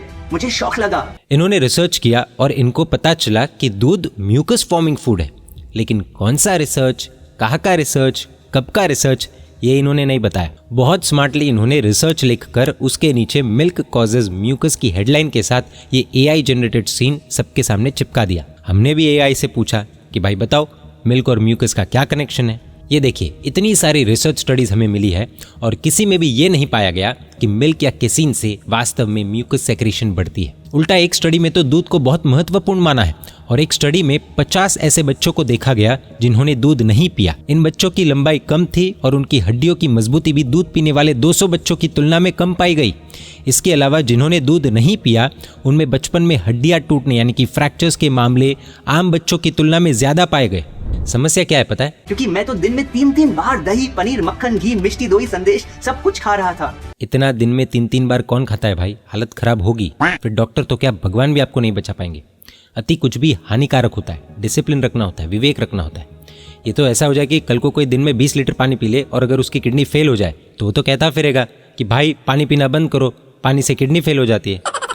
और इस भाई को साइनस की बीमारी भी थी। इनको डेयरी प्रोडक्ट्स इनकी हेल्थ कंडीशन के हिसाब से सूट नहीं हुए होंगे, विच इज़ ओके, पर इन्हें सूट नहीं हुए तो बाकी को भी सूट नहीं होंगे, ये तो कोई बात नहीं हुई। किसी को कोई एलर्जी हो, पेट या फिर लंग्स की कोई बीमारी हो तो उस बीमारी के हिसाब से जो शरीर को सूट करता है वो अच्छे से जानकर ज्ञानियों की, अनुभवी की निगरानी में उचित आहार लेना होता है। अब इन बातों को पॉइंट बाय पॉइंट देखते हैं। आप अपनी हंसी रोक सको तो रोक कर दिखाना। दूध में एक ऐसी चीज पाई जाती है जिसे कहते हैं केसीन। ये केसीन इतना स्टिकी होता है कि इसका इस्तेमाल ग्लू बनाने में भी किया जाता है। हाँ, केसीन से केसीन ग्लू बनता है, लेकिन लैब में जब उसे केमिकली प्रोसेस किया जाता है उसमें लाइम, एल्कलाई और एसिड डालकर उसे प्लास्टिक पॉलीमर में बदला जाता है। यानी वो अब दूध नहीं रहता है बल्कि इंडस्ट्रियल केमिकल प्रोडक्ट बन जाता है। अब गेहूं में ग्लूटेन होता है और वही ग्लूटेन रबर जैसा होता है, तो क्या रोटी खाने से पेट में टायर बन जाएगा? बिल्कुल नहीं। पेट के अंदर डाइजेस्टिव एंजाइम्स केसीन को छोटे छोटे एमिनो एसिड्स में तोड़ देते हैं। वो चिपकता नहीं बल्कि एब्जॉर्ब होकर बॉडी का हिस्सा बन जाता है। ये दिन में 3-3 बार इतना दूध, दही, घी खाएंगे तो इनको चिपका होगा, तो अभी अपनी बातें सबको चिपका रहे। मिडिल क्लास इनकम फैमिलीज में इतना सब नहीं मिलता है भाई। वहाँ तो जब दूध फटता है तब मुश्किल से पनीर बनता है।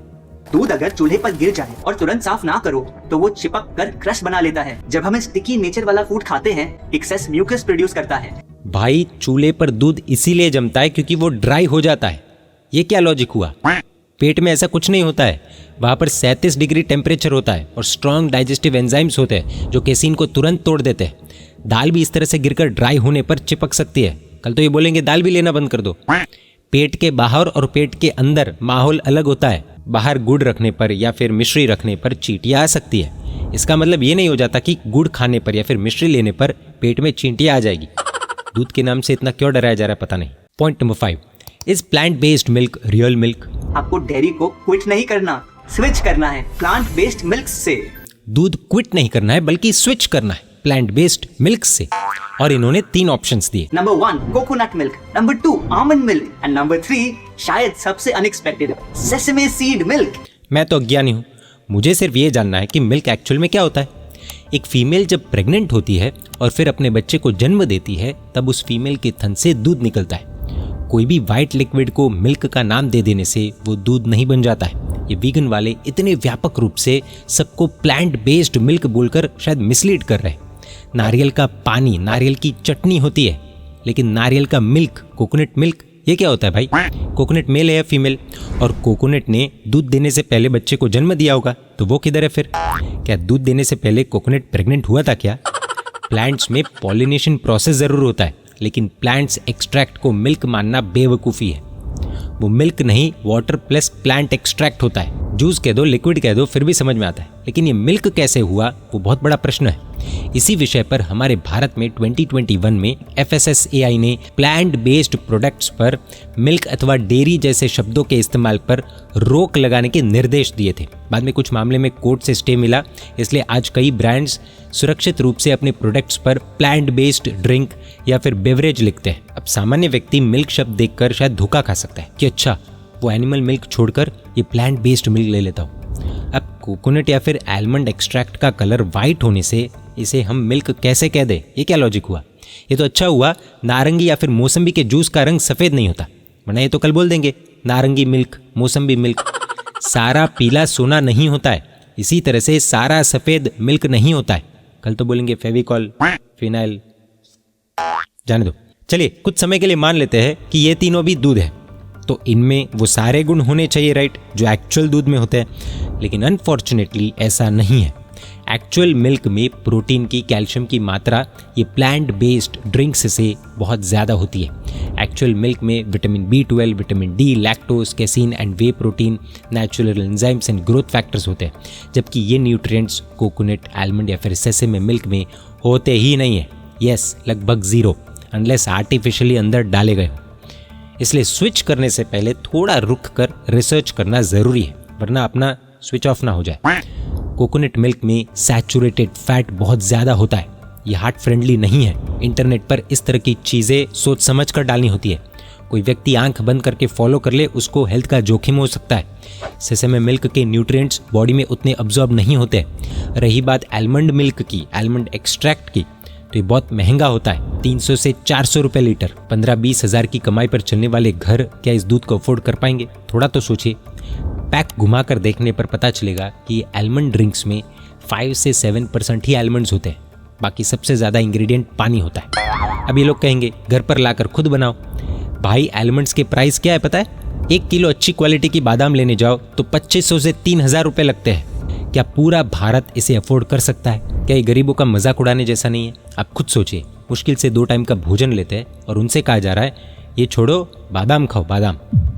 बड़ी मुश्किल से पैसे बचा बचा कर दूध लाते हैं और खुद भूखे रहकर अपने बच्चों को दूध पिलाते हैं ताकि बच्चे कम पैसों में आवश्यक न्यूट्रिशन पाले और कम खर्च में बड़े भी हो जाए। और ये बोल रहे हैं गाय का दूध छोड़ो और बादाम का दूध पिलाओ। क्या ये गरीबों का अपमान नहीं है? 20-25 रुपये में आधा लीटर गाय का दूध मिलता है। कई गरीब घरों में 1 गिलास दूध ही उनका नाश्ता होता है। 20-25 रुपये में 2 से 3 लोग 1-1 गिलास दूध पी सकते हैं। और जो अफोर्ड कर सकते हैं उनके लिए भी बता दें, आप बाकी के न्यूट्रिएंट्स कहाँ से लाएंगे? Vitamin B12 in plant based drinks में नेचुरली होता ही नहीं है। इसे हम कुछ ही देर में डिटेल में 8 पॉइंट में देखने वाले हैं। इसलिए तो भारतीय परंपरा में एक्चुअल ओरिजिनल मिल्क को कंप्लीट डाइट बोला गया है। दूध ले लिया तो सप्लीमेंट्स लेने की, सिंथेटिक B12 वाली चीज़ें लेने की ज़रूरत ही नहीं पड़ेगी। पूछने पर ये लोग बोलेंगे कि प्रोटीन के लिए ये खाओ, इतना खाओ, B12 के लिए ये गोली लो, कैल्शियम कम है। अरे अरे एक काम करो, ये फल सब्जी इतने खा लो। आजकल 2 टाइम की रसोई बनाने में भी लोगों को मौत आती है। फिर घर में क्लेश ही बढ़ने वाला है, क्योंकि किचन इस सुबह से अगली सुबह तक चलता ही रहने वाला है। क्योंकि आधा दिन तो हिसाब लगाने में ही चला जाएगा कि चिंटू को कितना प्रोटीन देना, पिंटू को कितना कैल्शियम देना, इसमें कितना प्रोटीन है, इसमें कितना कैल्शियम है, इसमें लैक्टोज कितना है, इसमें B12 लैब वाला डाला है या नहीं, अरे अरे वो सप्लीमेंट की गोली भी लेनी है। इतना टाइम है हमारे पास, इतना अफोर्ड कर पाएंगे हम? और मान लो ये होने के बाद शरीर को ये डाइट सेट नहीं हुई तो लंबे समय तक सेट होने ही नहीं वाली है। कैसे सेट होगी? एक्चुअल मिल्क की प्रकृति शीतल होती है। आयुर्वेदिक दृष्टि से दूध को सात्विक आहार कहा गया है। यही बात सबसे ज़्यादा शॉकिंग लगी। अपने चैनल का नाम सात्विक रखा है और दूध का विरोध कर रहे हैं। खैर, दूध शरीर के लिए ठंडा होता है। सेसेमे यानी कि तिल और आलमंड यानी कि बादाम, इनकी प्रकृति उष्ण मानी गई है, यानी कि शरीर के लिए गर्म होता है। कोकोनट यानी कि नारियल बहुत ज़्यादा ठंडा माना गया है। सर्दी, जुकाम, खांसी के समय में तो हम नॉर्मली नारियल की चीज़ों से दूर रहते हैं। ये भाई भारत से लेकर लंदन तक के बड़े बड़े डॉक्टर्स को दिखा चुके हैं। इंडिया से लेकर लंदन तक सबसे महंगे डॉक्टर्स के पास गया। लंदन यानी कि ये अमीर है, सब अमीर नहीं है। कई लोगों को सुनने में खारा लगेगा, लेकिन let's be practical, reasonable and logical, sustainable also. आप खुद एक बार शांति से सोचिए, क्या ये डाइट आम भारतीय जिनकी ऑलरेडी लाइफ में लगी पड़ी है, क्या वो सच में अफोर्ड कर पाएंगे, मैनेज कर पाएंगे? पॉइंट नंबर 6, डिस्क्लेमर पढ़ा क्या? आगे डॉट्सी बॉश जो यूएस से साइकिलिंग नेशनल चैंपियन है और ओलंपिक सिल्वर मेडलिस्ट रह चुकी है, उनके चेहरे का उपयोग इन्होंने अपनी डेयरी क्विट करवाने के एजेंडा में किया। रिसर्च में ये जानकारी मिली कि डॉट्सी वीगन है, लेकिन B12 के लिए सप्लीमेंट्स लेती है। वो B12 स्प्रे का उपयोग करती है। इनके वीडियो में इन्होंने टेनिस प्लेयर वीनस विलियम्स का चेहरा आगे करके दिखाया कि डेयरी अवॉइड करने से एक्ने प्रॉब्लम ठीक हो जाएगी और स्किन ग्लो करने लगेगी। और यही चीज Venus Williams, world famous tennis player, ने भी एक्सपीरियंस करी। My skin just glowed. I had no blemishes. I had no flaws in my skin. That part was amazing. So within a month of going off dairy, the acne on your face will start to disappear. सुनने में बहुत dreamy लगता है, लेकिन reality आधी नहीं पूरी सुनिए। अब वीनस विलियम्स की एक्चुअल पब्लिक इन्फॉर्मेशन क्या कहती है वो सुनिए। Tried plant-based. I went to a health center and then here we are 10 years later. Number 1, Venus Williams strict vegan नहीं है। उन्होंने खुद कहा है कि वो प्लांट बेस्ड है। अब प्लांट बेस्ड का मतलब क्या होता है ये हम ऑलरेडी समझ चुके हैं। नंबर 2, वीनस विलियम्स एक ऑटो इम्यून डिजीज शोग्रिन्स सिंड्रोम के कारण मांसाहार से प्लांट बेस्ड पर शिफ्ट हुई थी। हेल्थ कंडीशन ड्रिवन डाइट है, नॉट आइडियोलॉजी ड्रिवन। नंबर 3, उन्होंने इंटरव्यू में ये कहा कि प्लांट बेस्ड लाइफस्टाइल अपनाने के बाद उनकी स्किन ग्लो हुई और फिर no blemishes, no flaws extra. इस बात को गहराई से समझेगा। मांसाहार से प्लांट बेस्ड पर शिफ्ट हुई और स्किन ग्लो करने लगी, एक्ने प्रॉब्लम सॉल्व हुई। बीमारी के कारण मांसाहार के साथ डेयरी भी छोड़ा होगा, तो इन लोगों ने अपने वीडियो में डेयरी क्विट करने का कनेक्शन एक्ने के साथ एसोसिएट कर दिया। क्या ये मिसलीडिंग नहीं लगता है? आप खुद बताइए। लगभग बीमारी के समय में तो दूध, घी जैसी हेवी चीज़ें ठीक होने तक छोड़नी ही होती है, कॉमन सेंस है। इसी के साथ व्यक्ति तला हुआ जंक फूड वगैरह भी छोड़ता है, तो ऐसे में स्किन का सुधरना नॉर्मल बात है, ये कोई चमत्कार नहीं है। ये तो ऐसी बात हो गई कि चिंटू बीमार हुआ और डॉक्टर ने उसे 2 दिन सिर्फ खिचड़ी लेने को कहा और साथ में 2 इंजेक्शंस दे दिए। अब चिंटू ठीक होने के बाद इतना खुश हो गया कि वो डॉक्टर से कहने लगा कि मैं अब से रोज़ खिचड़ी लूँगा और आप मुझे रोज़ इंजेक्शंस देना, क्योंकि इससे मेरी बीमारी ठीक हुई है, साथ में मेरी स्किन भी ग्लो करने लगी है और मस्त फील कर रहा हूँ। डॉक्टर चिंटू को इंजेक्शन तो नहीं देगा, लेकिन कान के नीचे ज़रूर देगा। इनके वीडियो में ना ही इन्होंने वीनस की बीमारी का वर्णन किया और ना ही मांसाहार का। नंबर 4, वीनस विलियम्स खुद को वीगन नहीं बल्कि चिकन बोलती है। भाई अब ये चिकन क्या है? चिकन यानी कि चीटिंग वीगन। वो 80-20 रूल फॉलो करती है, यानी कि 80% प्लांट बेस्ड और 20% आप खुद समझदार हैं, लेकिन इसका वर्णन इन्होंने अपने वीडियो में नहीं किया। नंबर 5, अच्छा अब इनके सप्लीमेंट्स देख लीजिए। वीनस ने अपने चैनल पर खुद ये वीडियो डाला है, what's my daily supplement routine. आप खुद देख लीजिए कितनी गोलियां और कैप्सूल्स लेती है। I start with probiotics on an empty stomach. I also take another one by Zymogen. On the court, what I'm using is this Hydrolite, and it's like tablets. Nowadays, is my routine is I take my vitamins.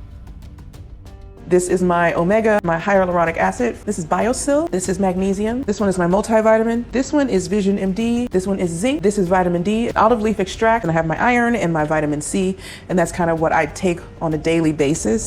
अगर dairy quitting inspiration बताना है तो क्या पूरा सच नहीं दिखाना चाहिए?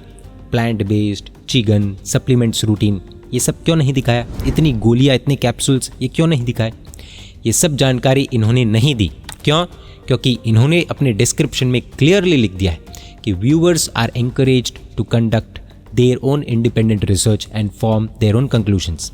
इनके दूसरे वीडियोस के डिस्क्रिप्शन में भी इन्होंने क्लियरली लिखा है, Sattvic movement does not take responsibility for possible health consequences for any person following the information in the educational content.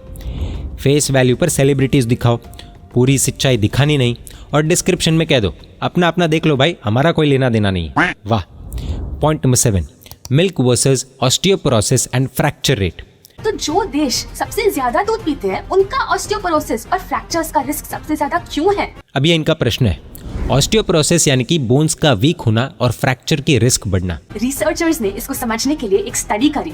जो लेडीज दिन में 3 या 3 से ज्यादा ग्लास दूध ले रही थी, उनका बोन्स और हिप फ्रैक्चर्स का रिस्क एक्चुअली ज्यादा निकला। ऐसे स्टेटमेंट से रिस्क बहुत ज़्यादा बढ़ जाता है, क्योंकि छोटे बच्चे जो भरोसा करके वीडियोस देखते हैं वो तो ऐसे स्टेटमेंट सुनकर तुरंत अपनी माँ से कह देंगे कि माँ मुझे तो कल से दूध नहीं पीना है, ये देखो ये अंकल आंटी ने दूध की कितनी भयानक बातें बताई है, दूध से तो हड्डियाँ कमज़ोर होती है माँ और फ्रैक्चर्स बढ़ सकते हैं। कोई भोला या अज्ञानी व्यक्ति हो तो इस जाल में फंस भी सकता है।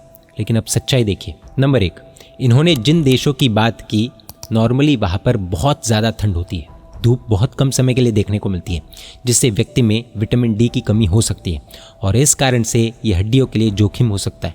नंबर 2, उन देशों में ठंड रहने के कारण आइस जमने की समस्या बहुत ज़्यादा होती है, तो गिरने की रिस्क भी ज़्यादा ही रहेगी, जिससे फ्रैक्चर्स की रिस्क ज़्यादा होनी ही है। इनके ऑस्टियोपोरोसिस वाले स्टेटमेंट को सही साबित करने के लिए इन्होंने जो रिसर्च स्टडी स्क्रीन पर चिपकाई है, उसी रिसर्च में बहुत सारी गड़बड़ है। नंबर 1, सबसे पहले तो ये एक ऑब्जर्वेशनल स्टडी है, ये कोई ट्रायल नहीं था, बस लोगों की आदतें और नतीजे ऑब्जर्व किए गए। खुद रिसर्चर्स ने ये क्लियरली बोला है कि ये एक ऑब्जर्वेशन है। ऑब्जर्वेशनल स्टडी का भरोसा नहीं किया जा सकता है, हम ऑलरेडी इसका कारण देख चुके हैं, इसलिए भारतीयों के लिए ये जनरलाइज करना ये उचित नहीं लगता। नंबर 2, जिनकी हड्डियाँ ऑलरेडी कमज़ोर होती है उनको ज़्यादा दूध पीने को नॉर्मली कहा जाता है। अब इसके दौरान भी वो अगर कहीं पर गिर जाए और फ्रैक्चर हो जाए तो इसका मतलब ये नहीं होता है कि दूध पीने से फ्रैक्चर होता है। लेखकों ने ये संभावना खुद इसी स्टडी में मानी है। नंबर 3, इसी स्टडी में दही को लेकर उल्टा पैटर्न दिखा है, दही लेने वालों में फ्रैक्चर और मोर्टेलिटी की लोअर रेट्स का एसोसिएशन मिला है। बोलो अब क्या करें, ये बात बताई। नंबर 4, उन देशों का खान पान भी बहुत विचित्र होता है, क्योंकि ज़्यादातर मांसाहारी होते हैं, साथ में दूध भी पीते होंगे।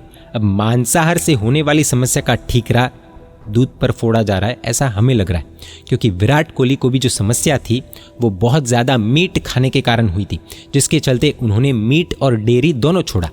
डेयरी के कारण उन्हें ये प्रॉब्लम हुई है, ऐसा उन्होंने नहीं कहा है, आप खुद सुन लीजिए। Bones were getting weaker, my bones were getting thinner, my stomach became so acidic that my calcium from my bones was being pulled out to make the stomach alkaline, and that was directly connected to the amount of meat I was consuming. Then I changed my whole diet from there. I was off dairy as well, and that was directly connected to the amount of meat I was consuming. इसके आगे विराट कोहली ने एक और line बोली थी, वो इन्होंने नहीं बताई।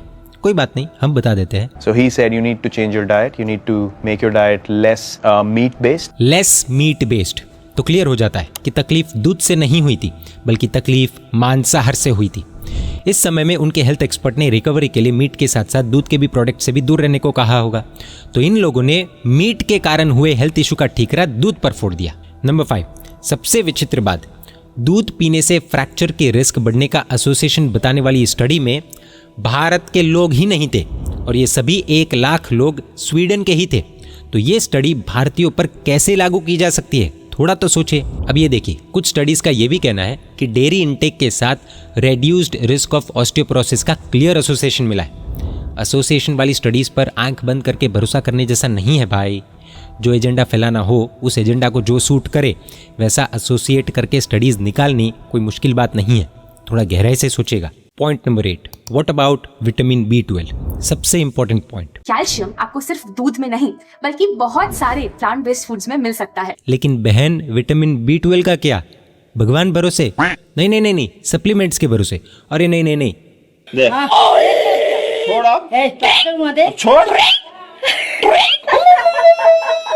नहीं लूंगा, नहीं लूंगा, नहीं लूंगा। इनका पूरा वीडियो देख लीजिए, विटामिन B12 का जिक्र तक नहीं किया है।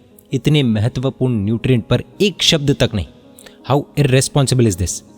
विटामिन B12 एक ऐसा इंपॉर्टेंट न्यूट्रिएंट है जो हमारे शरीर में ब्लड को और नर्व सेल्स को हेल्थी रखता है और हमारे हर बॉडी सेल में मौजूद DNA को बनाने में मदद करता है। अब सवाल है, विटामिन B12 मिलेगा कहाँ से? सिर्फ दो ही तरीके हैं। फर्स्ट, एनिमल प्रोडक्ट्स यानी कि meat, eggs, fish etcetera.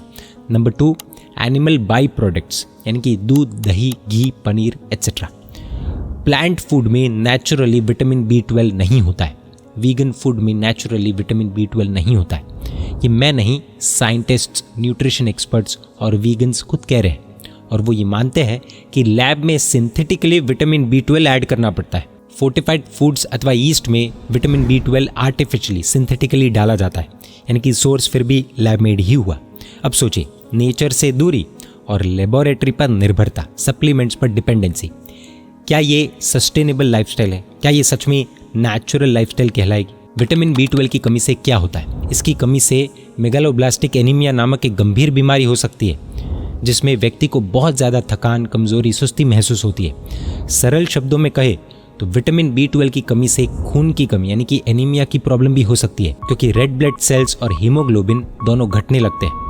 Vitamin B12 की कमी से शरीर में खून की कमी, नसों की कमजोरी की समस्या, जिसमें हाथ पैर में झंझनाहट, सुन्न हो जाना या फिर चलने फिरने में दिक्कत हो सकती है।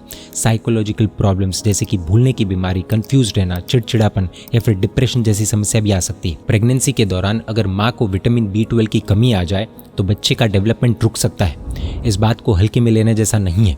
इतनी भयानक कॉन्सिक्वेंसेस है विटामिन B12 की कमी के, लेकिन पूरे वीडियो में एक बार भी इन्होंने इस बात का जिक्र तक नहीं किया।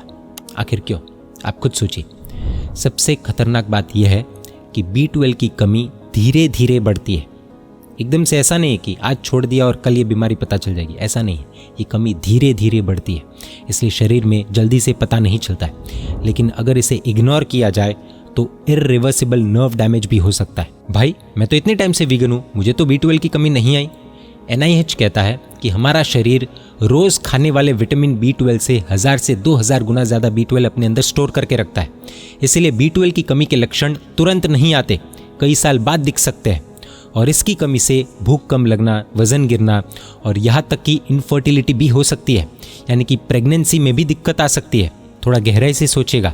अब आते हैं वीगन कम्युनिटी पर।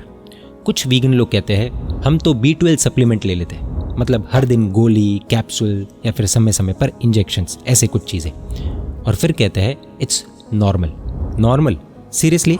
कब से गोली खाना या फिर इंजेक्शंस लेना या फिर कैप्सूल्स लेना नॉर्मल हो गया?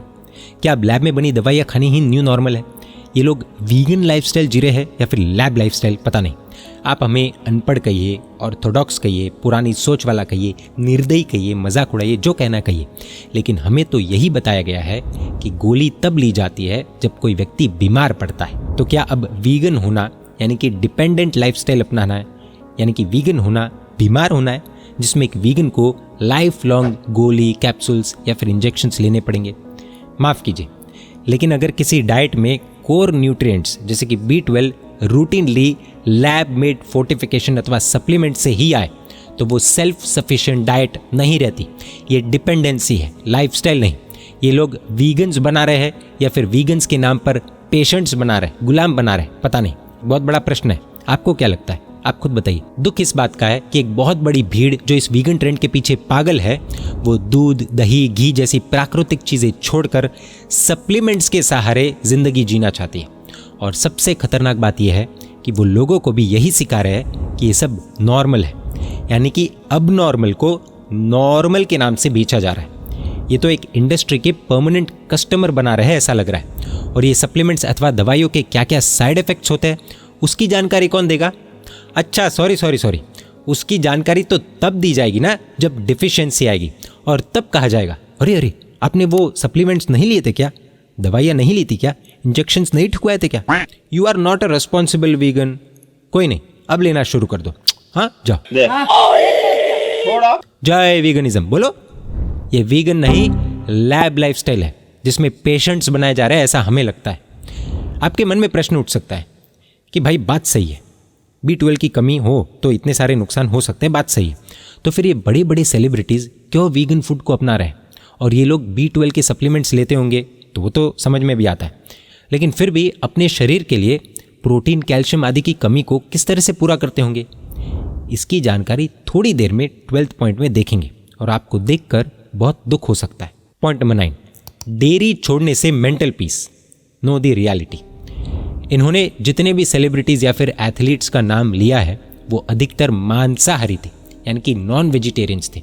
उन्होंने नॉनवेज छोड़ा तो उन्हें पीस ऑफ माइंड की प्राप्ति हुई, लेकिन इसका पूरा का पूरा क्रेडिट इन्होंने दे दिया डेयरी क्विट करने को, जबकि उन्हें पीस ऑफ माइंड तब मिला जब कम या फिर ज़्यादा मात्रा में उन्होंने मांसाहार क्विट किया। कई सेलिब्रिटीज़ ने सनसेट के बाद खाना छोड़ा है, तो ऐसे रूटीन में नेचुरली पेट हल्का रहता है और नींद अच्छे से आ जाती है, तो हेल्थ अच्छी रहनी है, पीस ऑफ माइंड होना ही है। तो ये भी एक कारण है। ये तो हम जैन धर्म में एकदम बेसिक नियम के तौर पर पालते हैं। सूर्यास्त के बाद अमृत भी जहर समान है, ऐसा कहा जाता है। तो मांसाहार को छोड़ना और सूर्यास्त से पहले खाना, इससे भी मेंटल पीस यानी कि मन की शांति मिल सकती है। डेयरी छोड़ने से मेंटल पीस मिलता तब तो डेयरी प्रोडक्ट्स लेने वाला वो तो पूरा का पूरा दुखी रहता होगा ना, इस तर्क के अनुसार, इनके तर्क के अनुसार। तब तो भारत के हर गांव में भर भर कर दुखी लोग ही मिलेंगे ना, क्योंकि वहां पर तो सबसे ज्यादा डेयरी प्रोडक्ट्स लिए जाते हैं। क्या बोले अब पता नहीं। Point number 10, what is the actual agenda. इनका एजेंडा अंत में एकदम क्लियरली समझ में आ जाता है। प्लांट बेस्ड मूवमेंट का नाम लेकर इन्होंने वीगन मूवमेंट दिखाया। ये प्लांट बेस्ड मूवमेंट वर्ल्ड के सबसे फास्टेस्ट ग्रोइंग मूवमेंट्स में से एक बन गया है। प्लांट बेस्ड के नाम पर वीगन एजेंडा चलाया जा रहा है और इसलिए ही आज दुनिया भर में इतने सारे वीगन रेस्टोरेंट्स खुल रहे हैं। इन्होंने अपने चैनल का नाम सात्विक मूवमेंट रखा है, और सात्विक वर्ड नॉर्मली लाइफस्टाइल या फिर फूड स्टाइल के लिए यूज किया जाता है कि ये व्यक्ति बहुत ही सात्विक तरीके से जीता है, ये तो सात्विक आहार लेता है। आयुर्वेद में दूध को जीवनियम सात्विक आहार माना गया है। Milk is known as Jeevaniyam, that which is good for body. So we won't say milk is bad, but how much milk you take, how you take it is very important. और इन लोगों ने सात्विक नाम से दूध को ही कई problems का कारण बता दिया। अब ये थोड़ा मिसमैच हो रहा है, आप खुद इसमें दिमाग लगाइए। कई लोगों को ये प्रश्न हो रहा होगा कि भाई लोग मांसाहार छोड़कर प्लांट बेस्ड मूवमेंट की तरफ जाए तो अच्छा ही है ना। जैन धर्म की दृष्टि से देखें तो उनके जीवन में कम से कम मांसाहार होगा और कम से कम हिंसा भी होगी। तो ये नॉन वेजिटेरियंस लोग वीगन बन जाए तो वो तो मांसाहार का त्याग ही कर रहे हैं, और वेजिटेरियंस भी दूध, दही, घी आदि का त्याग ही कर रहे हैं। तो एक एंगल से तो अच्छा ही हुआ ना। पर्सनली कहूँ तो मेरा भी परसेप्शन पहले ऐसा ही था कि उनके जीवन में त्याग हो रहा है तो अच्छा ही है, लेकिन जो दिखता है वो होता नहीं है, और जो होता है वो दिखता नहीं। परम पूज्य पन्यास प्रवर श्री निर्मोह सुंदर विजय महाराज साहब ने वीगनिज्म को एक्सपोज करते हुए, उनके लॉन्ग टर्म एजेंडा को एक्सपोज करते हुए एक पुस्तक लिखी है, दूध का दूध पानी का पानी। इस पुस्तक को पढ़ने के बाद हमारे होश उड़ गए, क्योंकि ये लोग जिस दिशा में लोगों को लेकर जा रहे हैं उधर आगे अंधेरा ही अंधेरा है। अगर आपको इन वीगन्स का पूरा एजेंडा डिटेल में समझना है तो इस पुस्तक को प्राप्त कर पढ़ सकते हैं। इनके लेख के ऊपर भी हमने वीगनिज्म पर बहुत पहले एक वीडियो बनाया था। उस वीडियो को देखकर एक वीगन को पेट में बहुत दर्द हुआ, तो उस व्यक्ति ने उस दिए गए नंबर पर कॉल किया और महात्मा से बात करने की कोशिश की। कॉल पर उसने कहा कि भगवान महावीर ने विगई त्याग करने को कहा है। तो महात्मा ने कहा विगई में तो दूध, दही, घी, छाछ और इसी के साथ तेल और गुड़ भी आता है। तेल और गुड़ का त्याग है क्या आपका? तो वो बोलने लगा कि अरे अरे भगवान ने तो दूध, दही, घी त्याग करने को कहा है ना, इतना तो कहा है ना। तो महात्मा ने कहा कि भगवान ने तो संसार ही त्याग करने को कहा है, बोलो कब ले रहे हो संयम। उसने फोन ही कट कर दिया।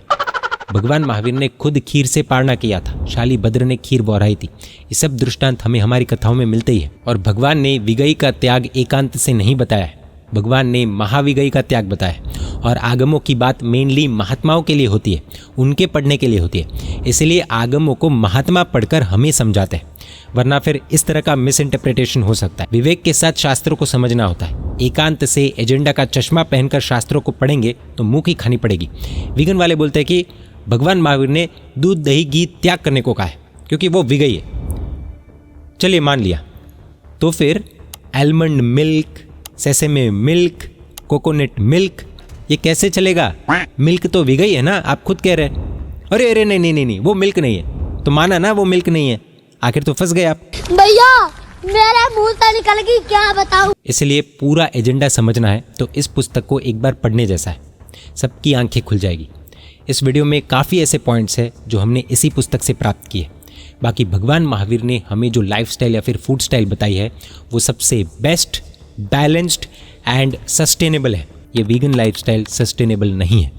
अरे अरे अरे अरे रुको रुको रुको, कमेंट्स में गाली देने से पहले 2-3 बातें और सुन लो। Point number 11, veganism and hypocrisy. इस पॉइंट के बाद कई लोग वीगनिज्म छोड़ने वाले। ये वीगन वाले almonds, almond milk, almond drink बहुत बोलते हैं, राइट। वीगन वाले क्या बोलते हैं कि भाई हम तो एनिमल प्रोडक्ट्स और एनिमल बाई प्रोडक्ट्स के बिना की चीज़ें खाते हैं, यानी कि मांस, मछली, अंडे नहीं, और फिर दूध, दही, घी भी नहीं, राइट। और जिसमें भी एनिमल प्रोडक्ट्स या फिर बाई प्रोडक्ट्स मिले हो या फिर जानवरों को तकलीफ़ दी गई हो वो चीज़ें भी नहीं खाते, राइट। अब आगे बढ़ने से पहले हम पॉलिनेशन प्रोसेस को समझते हैं तो ये आगे की बात हमें समझ में आएगी। पॉलिनेशन का मतलब होता है एक फ्लावर के मेल पार्ट का पाउडर दूसरे फ्लावर के फीमेल पार्ट तक पहुंचना। जब ऐसा होता है तभी फ्रूट या फिर सीड बनता है। हर फूल के अंदर 2 मेन पार्ट्स होते हैं। मेल पार्ट स्टेमन, इसमें पॉलन नाम का हल्का पीला पाउडर होता है, और फीमेल पार्ट पिस्टिल, यहाँ पर सीड बनने की जगह होती है। जब पॉलन मेल पार्ट से निकलकर दूसरे फ्लावर के फीमेल पार्ट तक पहुंचता है तो सीड बनाने का प्रोसेस शुरू होता है। इसी प्रोसेस को कहते हैं पॉलिनेशन। ये पॉलिनेशन अपने आप नहीं होता है, इसमें मदद करते हैं बीज, बटरफ्लाइज, हवा, पानी। उदाहरण के लिए बादाम के पेड़ पर बहुत सारे फ्लावर्स आते हैं। अगर मधुमक्खियाँ यानी कि बीज उन फूलों पर नहीं जाए तो पॉलिनेशन नहीं होगा और आलमंड्स बनेंगे नहीं, यानी कि हमें बादाम नहीं मिलेगी। लेकिन जब बीज एक फूल से दूसरे फूल तक जाती है तो उनके पैरों पर लगे पॉलन ग्रेन्स दूसरे फूल में पहुंच जाते हैं और उसी से आलमंड फ्रूट बनता है, यानी कि उसी से हमें बादाम मिलती है। The almond industry in California needs bees from around the country to help pollinate the tree. अब आपको आलमंड्स को लेकर एक रिपोर्ट दिखाते हैं। इस रिपोर्ट की मुख्य बातें देखते हैं। कैलिफोर्निया की आलमंड इंडस्ट्री दुनिया के करीब 80% बादामों का उत्पादन करती है और इसकी कीमत $10.4 बिलियन की है। इस उद्योग के लिए सबसे ज़रूरी है मधुमक्खियों की पॉलिनेशन सेवा, उसके बिना बादाम मिलेगी ही नहीं। And they have to truck in about 2 million beehives to pollinate that whole valley of almonds in California. लेकिन इस तरह से बड़े पैमाने पर बादाम खेती ने मधुमक्खियों और उनसे जुड़े किसानों पर बहुत दबाव और समस्या डाल दी है। The beekeeping industry is in crisis over the shocking and unexplained deaths of hundreds of millions of bees over the last 8 months. All these hives and tens of thousands more have turned up dead. Likely heard about the alarming amount of bees dying all over the world for the past few years. And it turns out this year has been especially brutal with hundreds of millions of them dying. Plant-based milks वगैरह अलग-अलग कारण के चलते almonds की demand बढ़ी है। सिर्फ US में पिछले 5 वर्षों में आलमंड मिल्क की सेल्स में 250%, 250% ग्रोथ देखने को मिली है। बड़े बड़े बादाम के बागों में काम करने के लिए पूरे अमेरिका से सैकड़ों मधुमक्खियां ट्रक्स में भर भर कर लाई जाती है। Every single hive that you see here is going. Trucking 18 million bees 3,000 miles west. इससे उनकी नेचुरल लाइफस्टाइल पर बहुत असर पड़ता है। एक ही प्रकार के पेड़ होने के कारण उनको डाइवर्सिटी नहीं मिलती है, जिसके चलते उनका पोषण कम होता है। इस उद्योग में बहुत सारे पेस्टिसाइड्स, फंगिसाइड्स और कई डेंजरस केमिकल्स का भी यूज होता है, जिसके चलते मधुमक्खियों पर घातक असर होता है। Unbelievable. Oh my God. इस ब्लॉग में बताया गया है कि अमेरिका में कमर्शियल बी कॉलोनीज का हर वर्ष अप्रॉक्सीमेट 30% तक नुकसान होता है, यानी कि 30% बीज मर जाती है। Have you ever seen it this bad? Never, not even close. The data is showing us that this is the worst bee loss in recorded history. और आलमंड्स पॉलिनेशन इन नुकसानों का बड़ा कारण है। अनुमान है कि इस प्रक्रिया से 2018-2019 की सर्दियों में लगभग 50 बिलियन मधुमक्खियां नष्ट हो गई। 50 बिलियन यानी कि 5,000 करोड़ मधुमक्खियां। I got a call from a friend who has 20,000 beehives at the start of winter, and he's at less than 1,000. And he said, "This is it.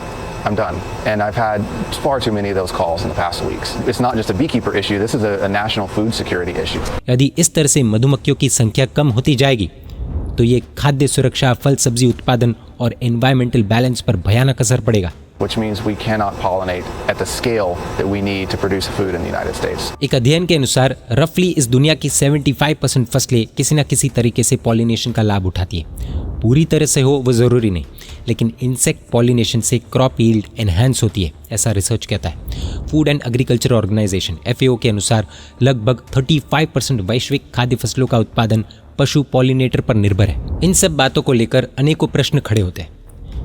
कई प्रकार के क्रॉप्स में पॉलिनेशन होता है, यानी कि एनिमल्स का इन्वॉल्वमेंट तो आ ही गया, तो फिर ये क्रॉप्स वीगन्स को कैसे चलते हैं? आलमंड्स तो उस हिसाब से बिल्कुल नहीं चलने चाहिए। वीगनिज्म के सिद्धांत के अनुसार तो आलमंड्स यानी कि बादाम वीगन्स कैसे खा सकते हैं? वीगन्स को अब जवाब देना चाहिए। वे हर बात पर बोलते हैं ना, गाय को तकलीफ दी जाती है इसलिए उस गाय का दूध नहीं पीना चाहिए। इस तर्क के अनुसार मधुमक्खियों को इतनी पीड़ा देकर मारा जा रहा है, तो ये आलमंड्स वीगन्स कैसे खा सकते हैं? नैतिकता के तौर पर तो तुरंत त्याग कर देना चाहिए। अब कौन से फल सब्जी उगाने में कौन कौन से पेस्टिसाइड्स का उपयोग किया है वो तो हमें नहीं पता। उसमें कितने जीव जंतुओं की मृत्यु हुई है वो भी हमें नहीं पता। साथ ही फसल काटते समय सैकड़ों चूहे, लटे, सांप, मेंढक, अलग अलग प्रकार के कीड़े मरते हैं, जीव मरते हैं। तो इस हिसाब से तो प्लांट बेस्ड खाना भी वीगनिज्म के सिद्धांत के विरुद्ध हो जाता है, क्योंकि वीगन को कैसे पता कि कौन सी फसल में कितने जीव मरे हैं? क्योंकि by default there are only 2 options, या तो ऐसी फसल जिसमें जीव मरे हैं या तो ऐसी फसल जिसमें जीव नहीं मरे। अब उनको तो पता नहीं, तो बाय डिफ़ॉल्ट उन्हें तो यही समझना चाहिए कि जो भी फसल वो खा रहे हैं उसमें जीव मरने की संभावना है। तो कायदे से देखें तो एक वीगन को खुद अपनी फसल उगानी चाहिए और उसे ये इंश्योर करना चाहिए कि उसके द्वारा फल सब्जी उगाने में एक भी जीव जंतु मरे नहीं, और अगर ऐसा हो तो उसे वो फसल का एक दाना भी खाना नहीं चाहिए, राइट? लेकिन ये टास्क इम्पॉसिबल है। ये मेथडोलॉजी एकदम इलॉजिकल है। एग्रीकल्चर के प्रोसेस में जीव जंतु मरते ही है, और हाँ, लगभग गाय के गोबर के बिना खेती पॉसिबल ही नहीं है। तो एनिमल बाई प्रोडक्ट यानी कि गोबर जिस खेती में इन्वॉल्व है, उस खेती से प्राप्त अन्न, फल, सब्जी एक वीगन नैतिकता के तौर पर कैसे खा सकता है? अब कैसे पता कि वो गोबर जिस गाय का लिया है उस गाय को तकलीफ दी है या नहीं? हो सकता है ना कि उस गाय को थोड़ी तकलीफ दी हो और फिर उसका गोबर लेकर खेत में डाला हो, उसी गोबर से जो फसल उगी है वो आपकी थाली में आए। नहीं खाना चाहिए, राइट? आप ऐसा मत सोचिए कि जानवरों को तकलीफ देना हम जस्टिफाई कर रहे हैं। नेवर, किसी को भी तकलीफ नहीं देनी है। लेकिन आप दुनिया के किसी भी कोने में चले जाओ, एनिमल्स का इन्वॉल्वमेंट खेती में डायरेक्टली या फिर इनडायरेक्टली आएगा ही, और उस इन्वॉल्वमेंट में रही कम या फिर ज़्यादा मात्रा में पीड़ा भी आएगी। जानवरों को इस कुदरत की साइकिल से निकालना इम्पॉसिबल है, और इसलिए vegan model sustainable, practical, logical नहीं है। पीड़ा कम से कम हो उस पर हमारा ध्यान ज़रूर होना चाहिए, नो डाउट, लेकिन जानवर को साइकिल से निकालने पर हमें लैब्स पर डिपेंडेंट होना पड़ेगा। रोज़ इंजेक्शन ठुकवाने पड़ेंगे, दवाइयाँ लेनी पड़ेगी, गोलियाँ लेनी पड़ेगी। अब किसी को गुलाम ही बनना है तो फिर उसका तो हम कुछ नहीं कर सकते। बनो भाई। कोई कहेगा कि अभी तो केमिकल फर्टिलाइजर्स बहुत आ चुके हैं, लेकिन उससे खेती लंबी नहीं चलती है। आखिरकार एनिमल मैन्योर का उपयोग करना ही पड़ता है, वरना कुछ वर्षों में ज़मीन बंजर बन जाएगी। कई बार तो बंजर ज़मीन को जीवंत करने में गोबर का उपयोग किया जाता है। नैतिक दृष्टि से देखें तो एक वीगन को ऐसी ज़मीन की फसल का एक दाना भी नहीं लेना चाहिए ना। बोलो, है प्रैक्टिकल, है पॉसिबल? अब बोलो ना, जय वीगन। सबसे पहले तो वीगन्स में अगर थोड़ी बहुत भी शर्म बची हो तो नैतिकता के तौर पर आलमंड्स यानी कि बादाम खानी बंद कर देनी चाहिए, क्योंकि आपके कारण कई मधुमक्खियाँ मर रही है आपके तर्क के अनुसार। बोलो, कब से बंद कर रहे हो? पॉइंट नंबर 12, वीगन बनने से पहले। देखिए, किसी को वीगन बनना है, दूध पीना है, नहीं पीना है, ये सब उस व्यक्ति का पर्सनल डिसीजन है। लेकिन यहाँ पर कुछ बातें हम सीरियसली डिस्कस करना चाहते हैं जो आपको सोचने पर मजबूर कर देगी। क्या आप इन वीगन सेलिब्रिटीज़ की डाइट जानते हैं? हम इस पर अगर ज़्यादा बोलेंगे तो शायद आपको समझ में न भी आए। आप खुद अपनी आंखों से देख लीजिए। High in protein. It has made such a huge difference in my life. Not only is it tasty and light in the morning, with some nuts, seeds, and pomegranates. It's her. Cheers. Happy Thanksgiving. Oh. Mushroom recipe ready hai abhi. Tab. Now it's time to eat it.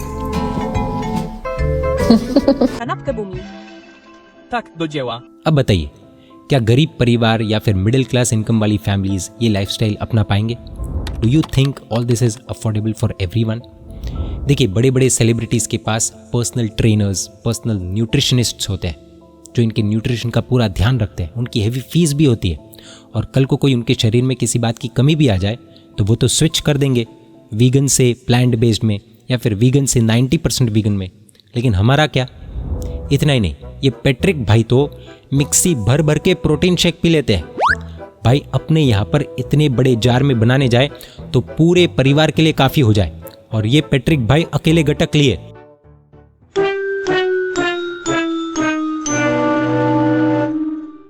हमें शायद हंसी आ रही होगी, लेकिन मजाक की भी कोई हद होती है।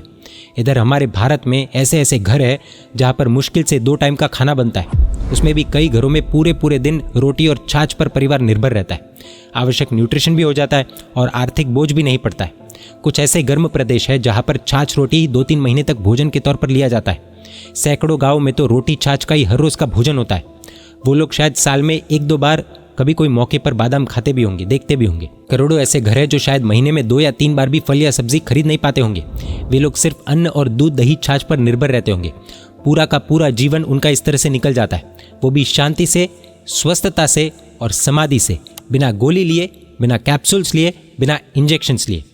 ये लोग दूध, दही, घी क्विट करने की बात करते हैं और फल सब्जी खाने की बात करते हैं। कैल्शियम आपको सिर्फ दूध में नहीं बल्कि बहुत सारे प्लांट बेस्ड फूड्स में मिल सकता है। भाई अमीर लोग इस महंगी वीगन डाइट को अफोर्ड कर पाएंगे, लेकिन सब नहीं। सप्लीमेंट्स का कॉस्ट अलग से। Do you think all this is practical, logical, sustainable and sensible? कभी कभी तो लगता है ये वीगन लोग भारत के गरीबों का मजाक उड़ा रहे हैं। आपके पास होंगे nutritionists, health experts, doctors, scientists, बहुत सारे पैसे, लेकिन सभी भारतीयों के पास ये सुविधाएं नहीं होती है। इसलिए वीगन बनने से पहले इस वीडियो को देखकर एनालिसिस करके खुद अपना रिसर्च कीजिएगा। कोई वीगन बन चुका हो तो उसके साथ ये वीडियो शेयर करके उसे पूरा वीडियो देखने को कहिएगा। कोई वीगन बनने की सोच रहा हो तो उसकी सोचने की शक्ति बढ़ाने के लिए ये वीडियो उसके साथ शेयर कीजिएगा। जैन मीडिया के जो रेगुलर व्यूअर्स हैं उनको शायद आज थोड़ा शॉक लगा होगा कि ऐसा एग्रेसिव रूप हमने पहले नहीं देखा।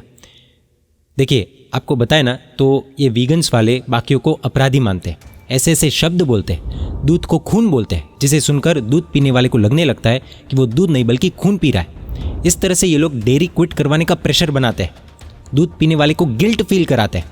आप खुद कमेंट्स देख लेना। खैर, इन लोगों को अब से मानना पड़ेगा कि आलमंड्स का रंग भी सफ़ेद नहीं बल्कि लाल है। आलमंड्स का दूध भी दूध नहीं बल्कि खून है। Point number 13, celebrities who quit vegan. आखिरी पॉइंट, बात सेलिब्रिटी से शुरू हुई थी तो सेलिब्रिटी से ही बात खत्म करेंगे। इन लोगों ने ऐसे सेलिब्रिटीज़ तो बता दिए जिन्होंने प्लांट बेस्ड या फिर वीगन डाइट अपनाई। हालांकि वो भी आधी अधूरी जानकारी थी, हमने वो देख ली। उनमें से एक्चुअल में कितने वीगन हैं वो भी हमने देख लिया है। लेकिन हम उन सेलिब्रिटीज़ अथवा एथलीट्स की जानकारी देख लेते हैं जिन्होंने वीगनिज्म छोड़ा। मिली साइरस कुछ समय तक वीगन रहने के बाद उन्होंने जो रोगन के पॉडकास्ट में कहा कि ब्रेन ठीक से काम नहीं कर रहा था, इसलिए वीगनिज्म छोड़ा। Was vegan for a very long time and I've had to introduce fish and omegas into my life because my brain wasn't functioning properly. एने हैथवे कमजोरी महसूस हुई तो उन्होंने भी वीगनिज्म छोड़ा। लियाम हेम्सवर्थ रिपोर्ट्स के अनुसार ये पहले वीगन थे, 2 साल अच्छा लगा, फिर कमजोरी शुरू हुई, तबीयत ठीक नहीं लग रही थी। वीगन डाइट के दौरान हाई ऑक्सलेट इनटेक से किडनी स्टोन की समस्या हुई, उनकी तबीयत बिगड़ी और उन्होंने हेल्थ को प्रायोरिटी पर रखकर वीगन डाइट छोड़ी। लिज़ो 4 साल वीगन रहने के बाद मेंटल फॉग और एनर्जी में मदद लेने के लिए वीगन डाइट छोड़ी। मेंटल फॉग यानी कि दिमाग का साफ साफ काम न करना। माइक टाइसन 2020 की वापसी फाइट की तैयारी में स्ट्रेंथ के लिए वीगन छोड़ा। वका फ्लोका फ्लेम स्ट्रिक्ट वीगन लेबल और सोशल प्रेशर से परेशान होकर वीगनिज्म छोड़ दिया।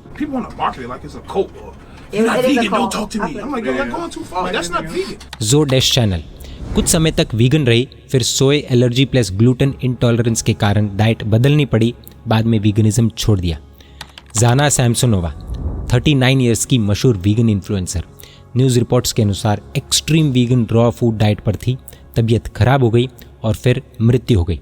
इसके दोस्तों ने इसको कई बार इलाज कराने के लिए कहा, लेकिन वो नहीं मानी और जीवन का अंत हो गया। ऑफिशियल कॉज अभी कंफर्म नहीं हुआ है। अंत में हम बात करेंगे विराट कोहली की। कई लोगों को अब एक बहुत बड़ा झटका लगेगा। इन लोगों ने अपने वीडियो में और वीडियो के थंबनेल में विराट कोहली को इस तरह से पेश किया जैसे उनकी पूरी डाइट डेयरी फ्री हो, वीगन इंस्पायर्ड हो। ऐसा हमें तो देखकर लगा। दिसंबर 2023 में ग्राहम बेन सिंगर को दिए इंटरव्यू में विराट कोहली ने खुद अपनी डाइट का सच बताया। एक बार आप खुद सुन लीजिए। And then I went so extreme that I had to meet someone. I got so lean at the end of it that I felt like there's something wrong. I need to probably speak to someone and. So what did you do that got you so lean?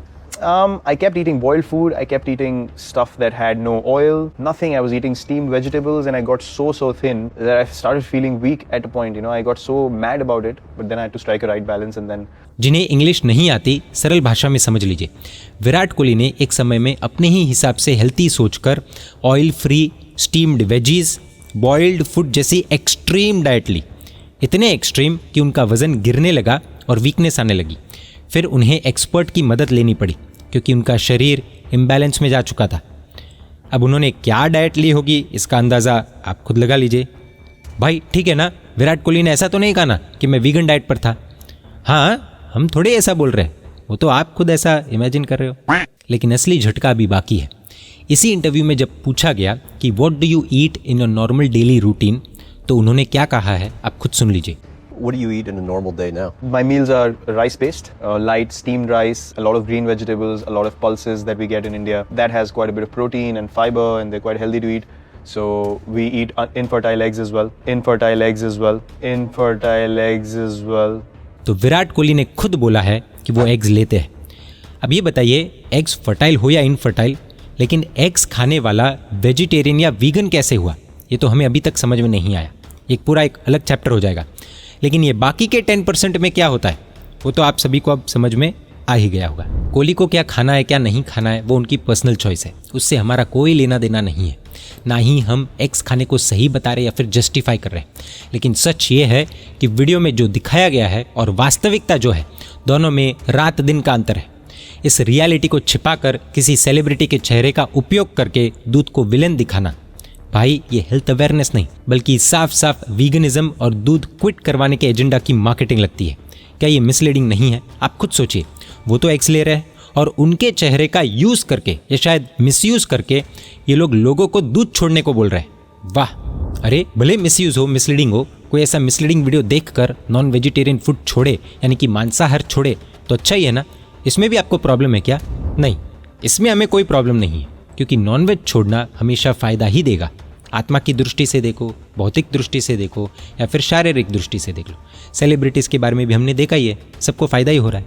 लेकिन सोचिए, कोई pure vegetarian व्यक्ति ऐसे half truth वाले videos देखकर दूध दही घी भी छोड़ देगा तो उसकी हेल्थ और लाइफ रिस्क पर आ सकती है। ये कोई मजाक नहीं है। एक तरफ आपको गायों की पीड़ा पसंद नहीं है, राइट? अच्छी बात है।